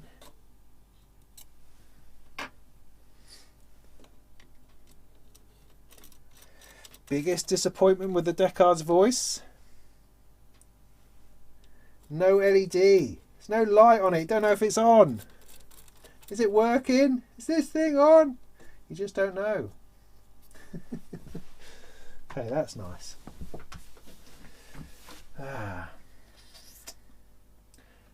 So at this stage I don't need a VCA particularly, because I've got no, I mean, I've got a voice, but this is an entire voice, so that's all completely fine. That all likes itself as it is. Probably going to keep the mute on down here.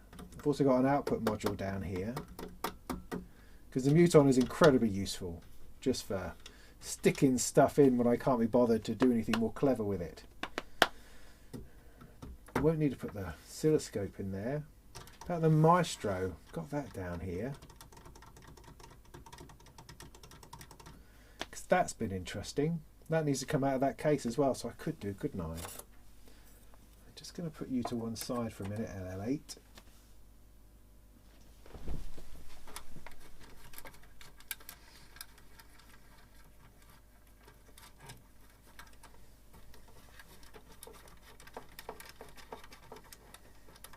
You're probably really giving me good ideas.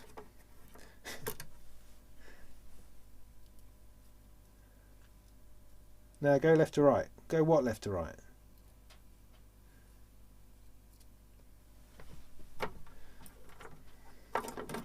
Am I missing all the really good advice?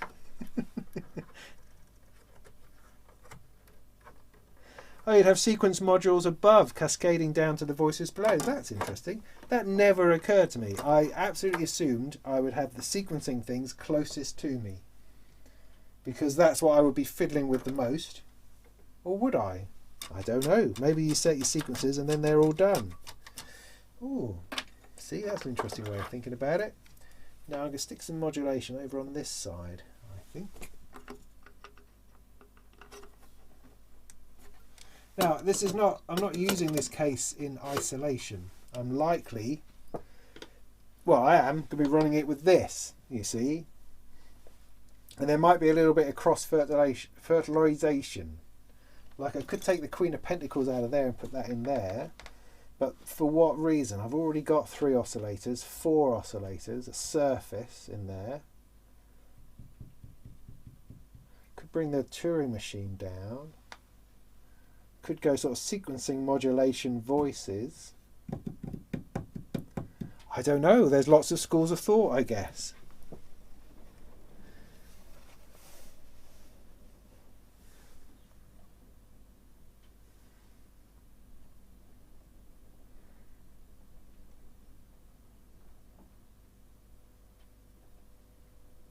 Clock sequence of voice output. Yeah.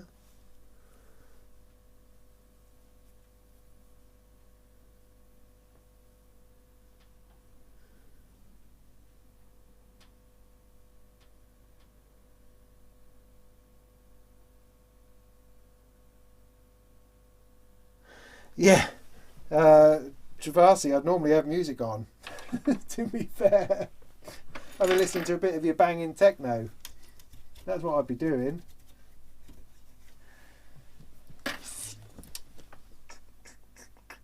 Yeah, I don't mind that. I mean, I've got the Lifeforms Voltage Lab. I mean, that would fit in this space, probably. But that's too much of a thing. I love it, but it's too much of a thing. It would overwhelm, I think.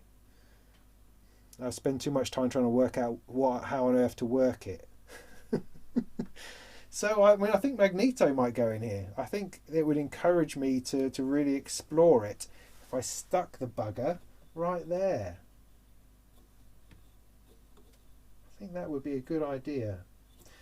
Oh, right. Well, no. I'm going to stick the Hermod's going to go in here. I've got to do something with that poly 8. It's not going to put the poly 8 in here because it's going to be its own thing. So I'll put the Hermod in here to run that.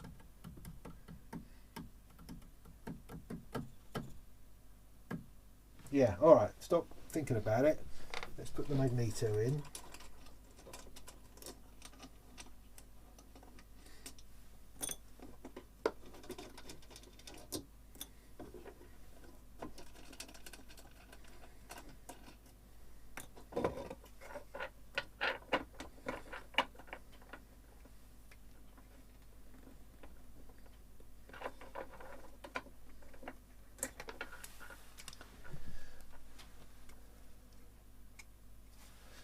That's such a chunky module. It's unbelievable.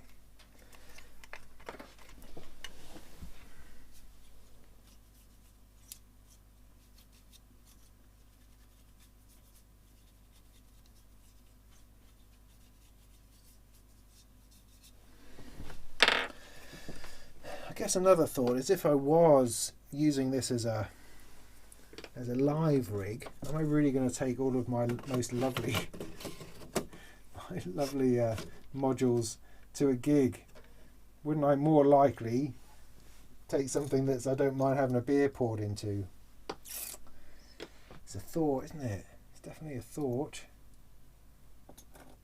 Right, so I've still got room, got this much room. I could stick Bloom in that I haven't explored at all yet, but the stereo delay might be too wide. That's okay over there on a bus. On a bus!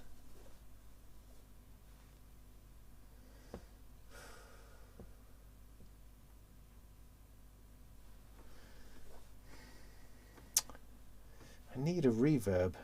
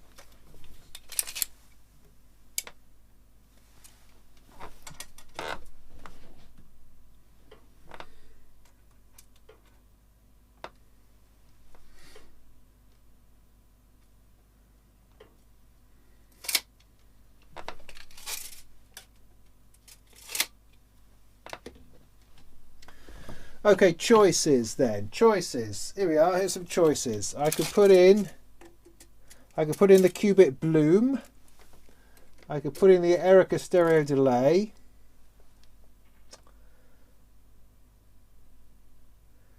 Don't really need a quantizer. I've already got that scale up there for the Turing machine.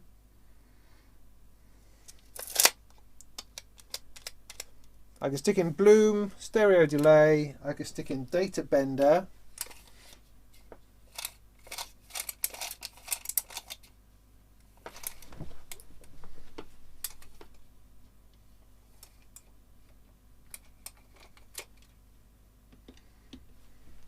or the sample slicer? What do you think? Yeah, get a reverb in 1U. That's a good idea. That's a good idea.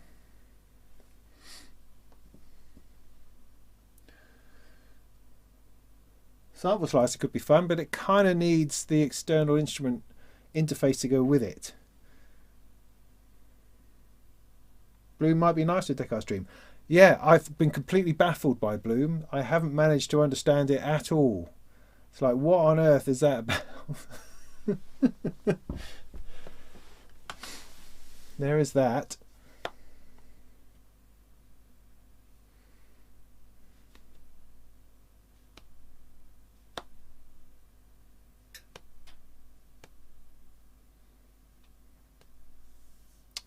VCAs and attenuators. I mean, I've got an old and a new Veils. Got a Veils up there.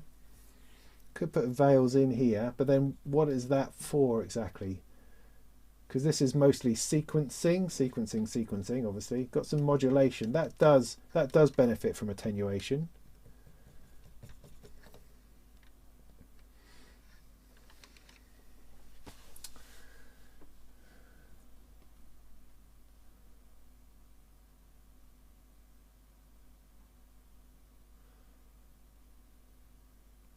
And I could put in, I mean, for instance, my clock divider is all the way over here. That's often a useful thing. It's a Doepfer, so it's a bit ugly. Bloom and Data Bender is fun times, is it? Okay. Yeah, probably.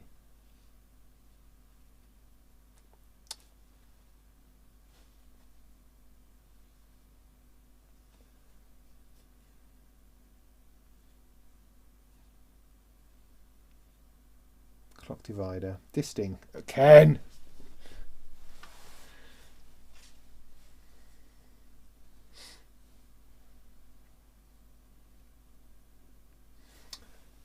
And I still have this fella. I could put that fella in at the end and fit in a mixer. I'm already mixing through filters up there. I've got Rosie, so I tend to mix 2 oscillators into the Jove or 2 oscillators into the Filtamp, then through the Veils, then into one input here, then the Surface.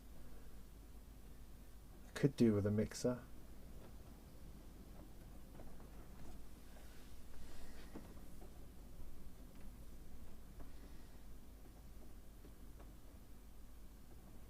Because I don't have a drum system. I mean, I can open my little drawer at the bottom. Oops. Pull out my my Korg ASQ64. Run the drums from there. That's nice. Gonna move that on for the minute.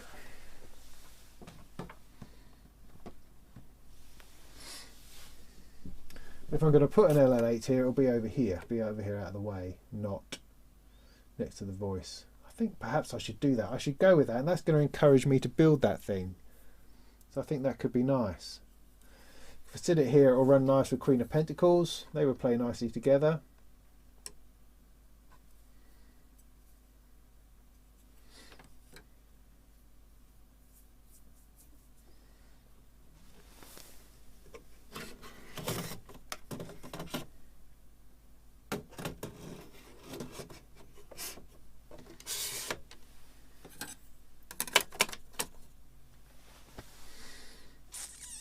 And then a little one.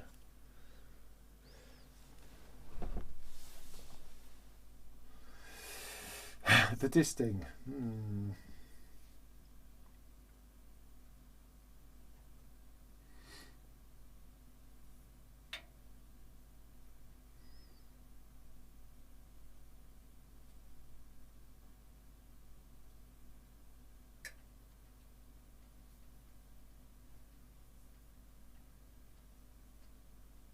Okay, so I think what I'll do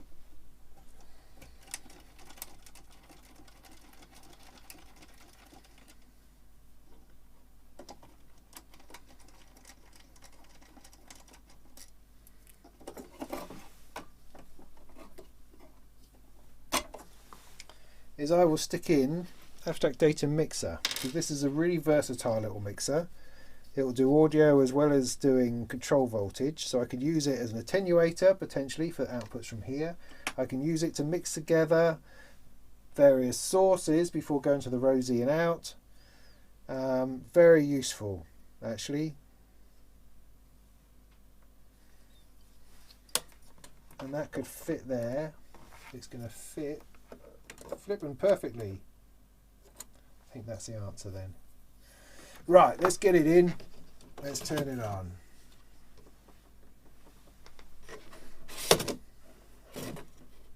Steady, steady. Hold it together.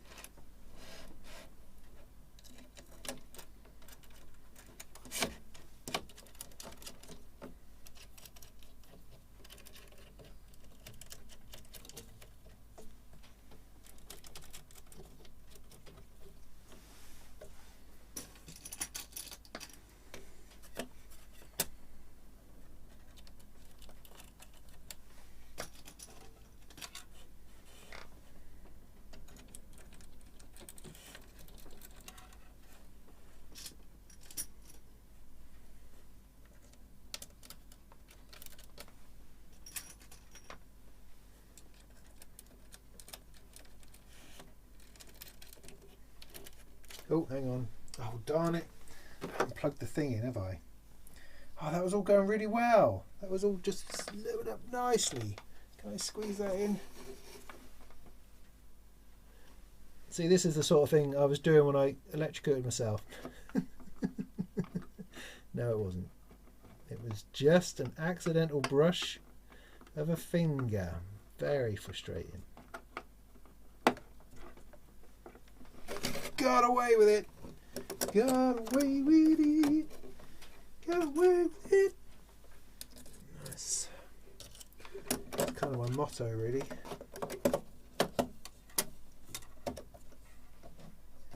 Oh, come on. Come on.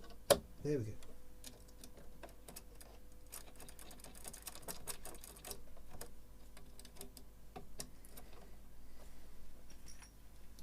I'm going to make this LL8 tomorrow, I think. Although, as I said, I did a lot of DIY today. And it's time consuming. I kind of went, sod it, I'm going to do this. And that's nice, but it's not always possible.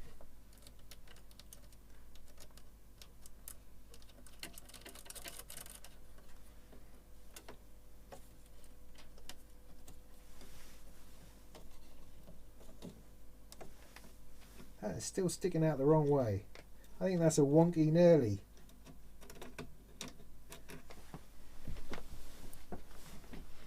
You telling me that that's not going to go?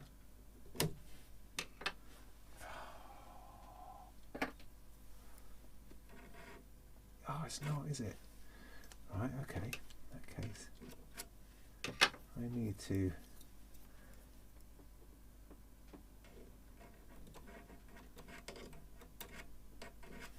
long. Now I can't.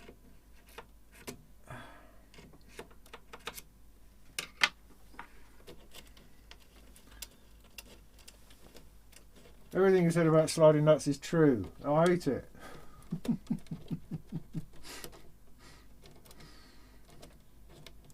Now I could quite happily leave one not plugged in. I mean, not, you know, one nearly not in, but it would drive me nuts.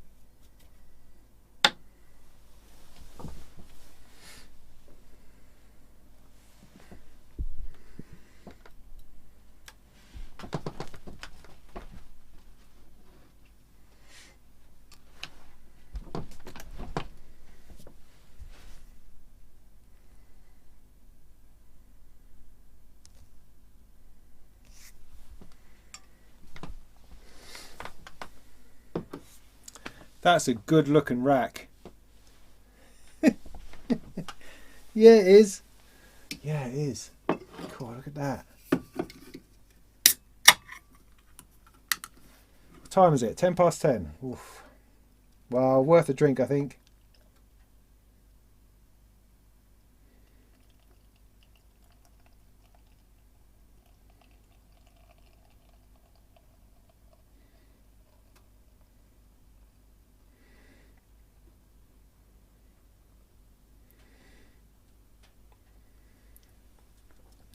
So I have a secret plan for 1U. I've got it in my head, right, that I can make an interesting 1U module that's going to revolutionise. No, I feel like I'm tiny in the corner. That's going to revolutionise modular, right? It's going to be fantastic. 1U Molten modules. It's a great idea.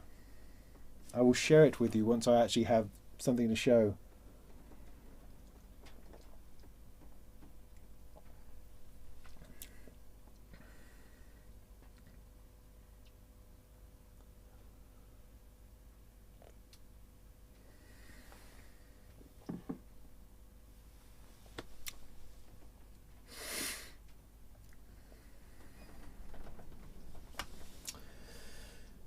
Right. So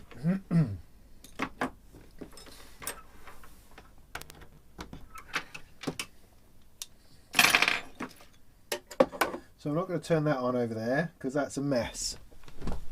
This one, I really need the reverb. So I will turn that bit on. Let's not knock that over. I don't know, I could turn that. Oh, there's a little bit open in it. This is all, that's all that. So just give me a minute to pull some things back together. What is that? Oh, that's something else. And that is that, right, okay. Take that out of there, put that around there.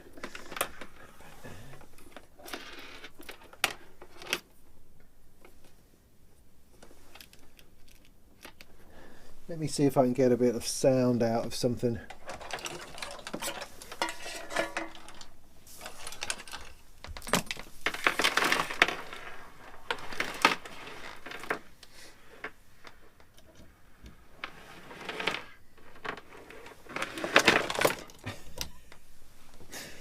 Yeah, thanks. Great. Awesome.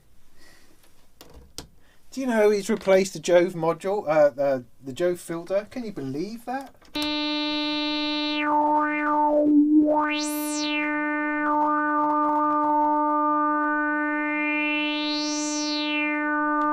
me see if that's coming through. 1, 2. Yep, that's coming in.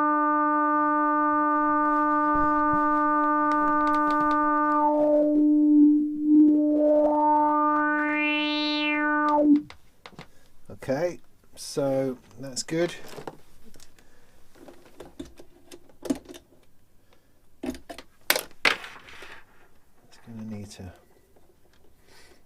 find its way through that gap.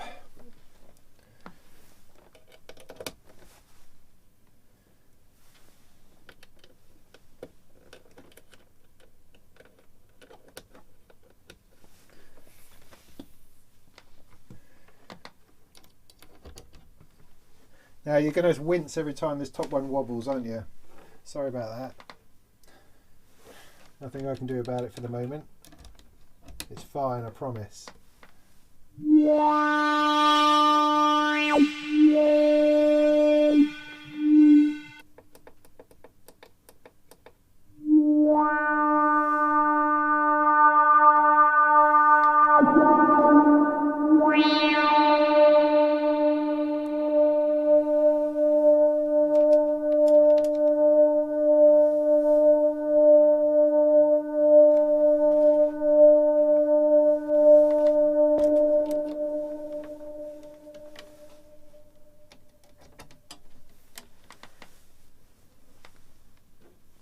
On the floor. They're on the floor. They're on the floor. They're on the floor.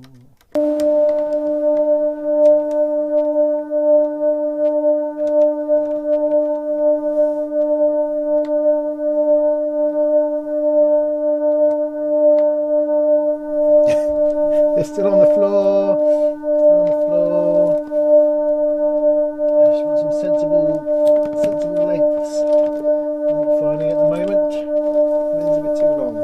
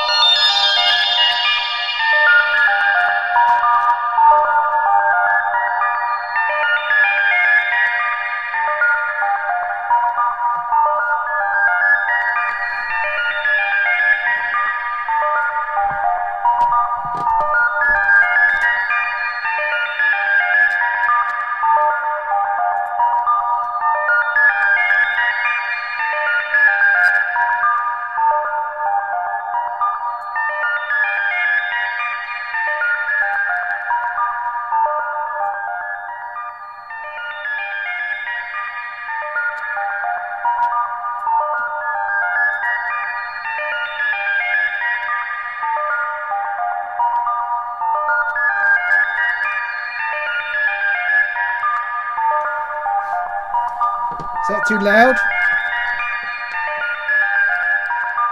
Seems I've got a little bit of distortion.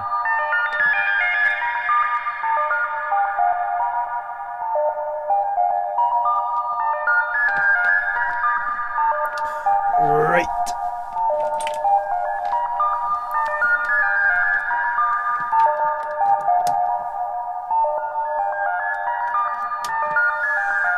Is it just me, or do you also hate it when you get two coloured cables next to each other?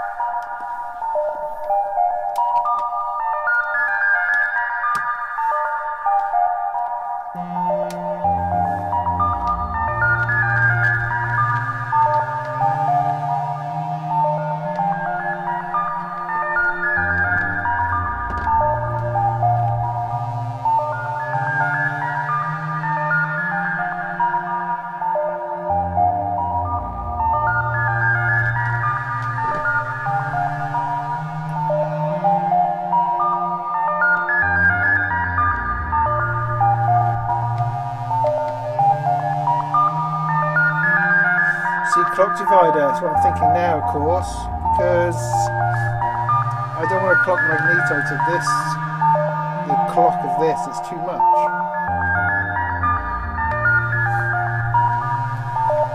So that's interesting.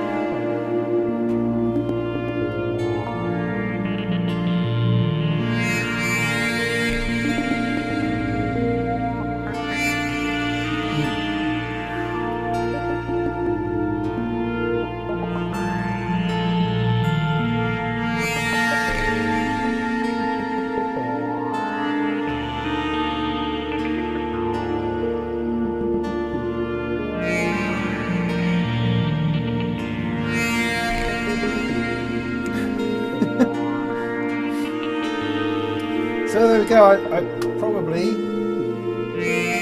I was told off for having it too loud. It's probably better sort of wind it up, I suppose. But that was quite nice there. I mean, they were... The bit that's coming out of Black Signature was something that I'd programmed in before, that it's kept in its memory, which is just a slow run of notes. Or lots of held notes, as you can see, lots of tied notes. I don't know if you can see that on there. Can you see that? No, I don't know. It doesn't. Which are running through the Deckard's voice, which is... it just sounds like you expect it to sound, doesn't it? Not quite sure how that happens, because your first play with it is like, oh no, this is terrible. But then it sort of... it finds itself, finds its own feet, and you go, wow, that's just amazing. And you hang on to that sort of sound the rest of the time. Yeah. That's great. There's a lot to explore on it. I'm going to spend... I meant this week to spend a day just sitting, doing nothing but that. And then sort of doing a video on my findings. It just didn't happen. Just didn't... could not find the time. Could not get it in there.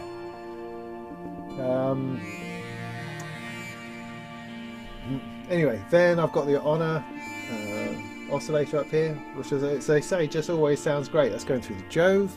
Can't believe System AC are replacing the Jove. I mean, obviously it was something equally as good, which is no problem. It just doesn't quite... I just like the look of it, man. I like the vibes of it.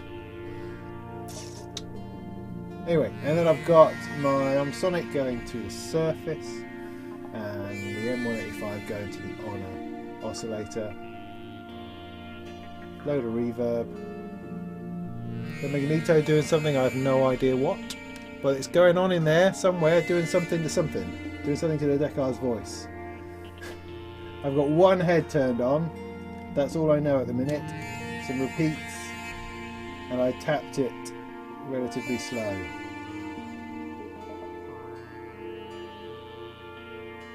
So a clock divider is definitely something, because I come up against that a lot. In that things clock and do things, it's not all consistent. So you think a clock going in to here, for instance, if it's going in here too fast, it's all going to run too fast. But then you've got the option of turning on higher clock division knobs, so it doesn't fire as often, and that's just kind of the same as clocking it down. But I use my clock divider over here a lot. It's just a very useful utility module. I don't understand what the switches do. I just know that it gives me clock divisions. It's probably something which does that better that I could have, or more comprehensively, or prettier, because it's not a pretty module. But that should probably go in there somewhere. It should probably go in there more than the mixer, or maybe compass. How much do I use compass? Maybe I need a Pamela. I don't know. I don't quite understand what that is. Maybe that's what I need.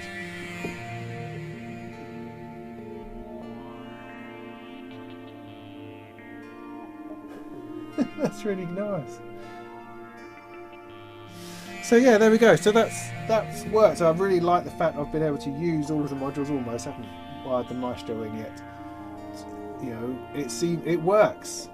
This into that works.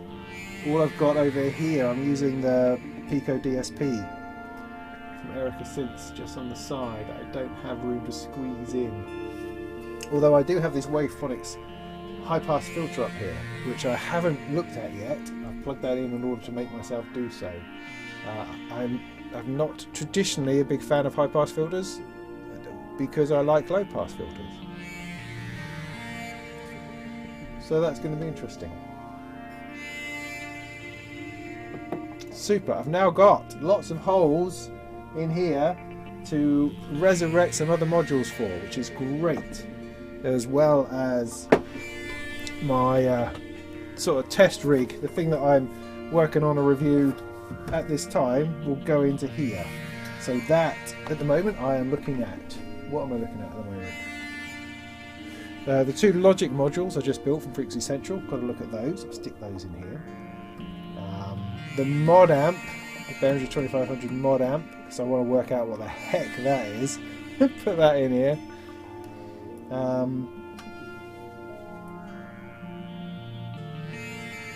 They would be a couple of good things to look at, I think. But now I feel I can do a video on the Descartes voice because it's right there, beautifully set.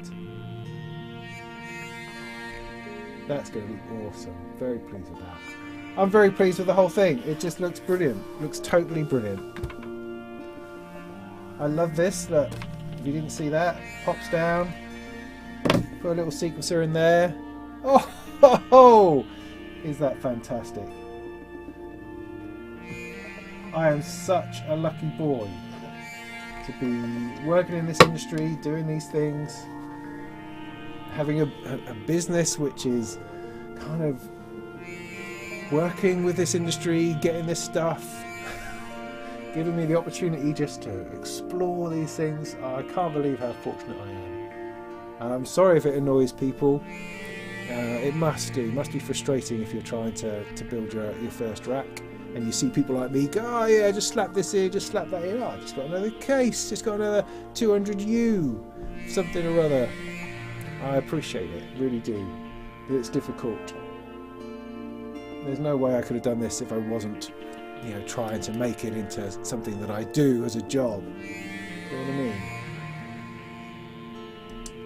I'm very, very fortunate. So, okay, so last questions then. Use the compass as a wacky clock divider. Oh, that's a thought.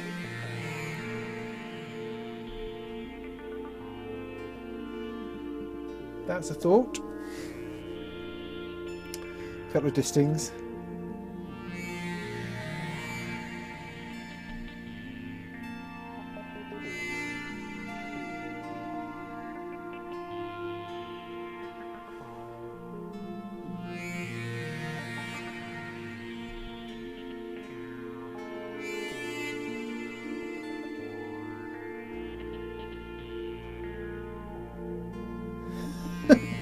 Andrew, you have no faith in me, mate. I can pull it out of the bag when I need to.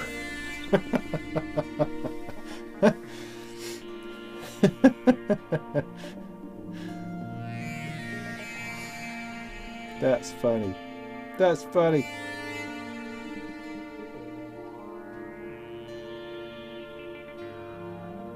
I think the cork synths is available now, isn't it? Pretty sure that's already been out there. I've heard from people who have it.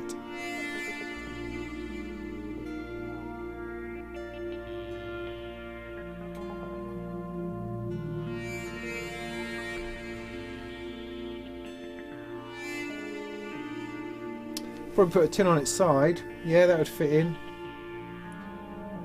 Yeah, see, I've got a Korg NTS1 here that I'm going to be using with my little Volca rig in doing some of that. I was wondering, what is the likelihood that you could squeeze this inside the Volca mixer? You know, just thought, how possible would that be? Poke that. There must be room on that faceplate somewhere for a couple more knobs. Then you can stick it through as a send. And then that got me thinking, right? Can't you just have a reverb which is this big? That's just got a, you know, it's the size of 2 jack plugs. Size of 2 jack plugs, a knob or 2 knobs maybe. Plug in one, plug in the other. Bit of Velcro.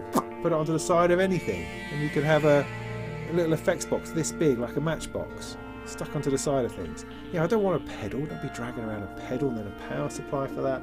Everything else. You just want a little tiny. Obviously, it's going to have to be powered, so I guess USB powered. Little DSP boxes. That's what I would like to see. I wonder if those things exist already.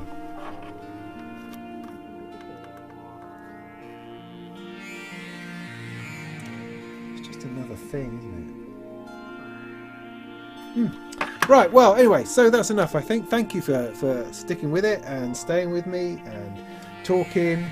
Yeah, it was just another 32. I know. I'm extremely happy with that. That just looks brilliant. The case, as I say, it cost about 400 quid in the end, because we did a bit of a custom job. The link to the guy who made it, a guy called Mark, is in the description, which takes you to his Facebook page where he builds automatrons, strange, weird things that move, clockwork stuff, fascinating stuff. But he also does this, so you can get in contact with him through that, or if you search for Tolex and 2600 on eBay, you'll probably also find him because he's building this case originally for the Behringer 2600. That's where the idea came from. So there we are. I'm looking forward to adventures in 1U modular.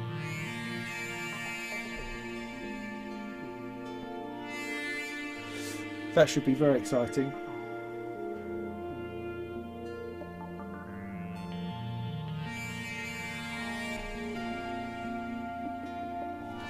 And as I say, I've got a couple of logic modules I've just built, so I'll have a build video for those up soon, and I'll start testing those out and doing a little video on all about logic. I don't mean logic on the Apple, I mean logic gates. So that should be interesting. Got that coming up soon. Definitely going to be building the LL8 very soon, I think. Tomorrow, if I can pull it off. Maybe I'll just get up early. I guess I need to go to bed now. Maybe I could do that.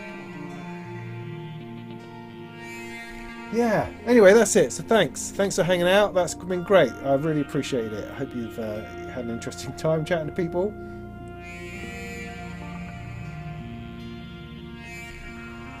Yeah, Andrew, that's not what we got, was it?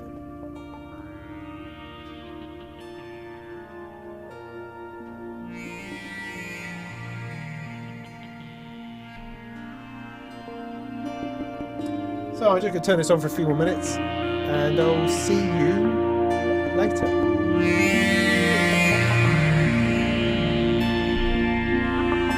I've just finished my beer.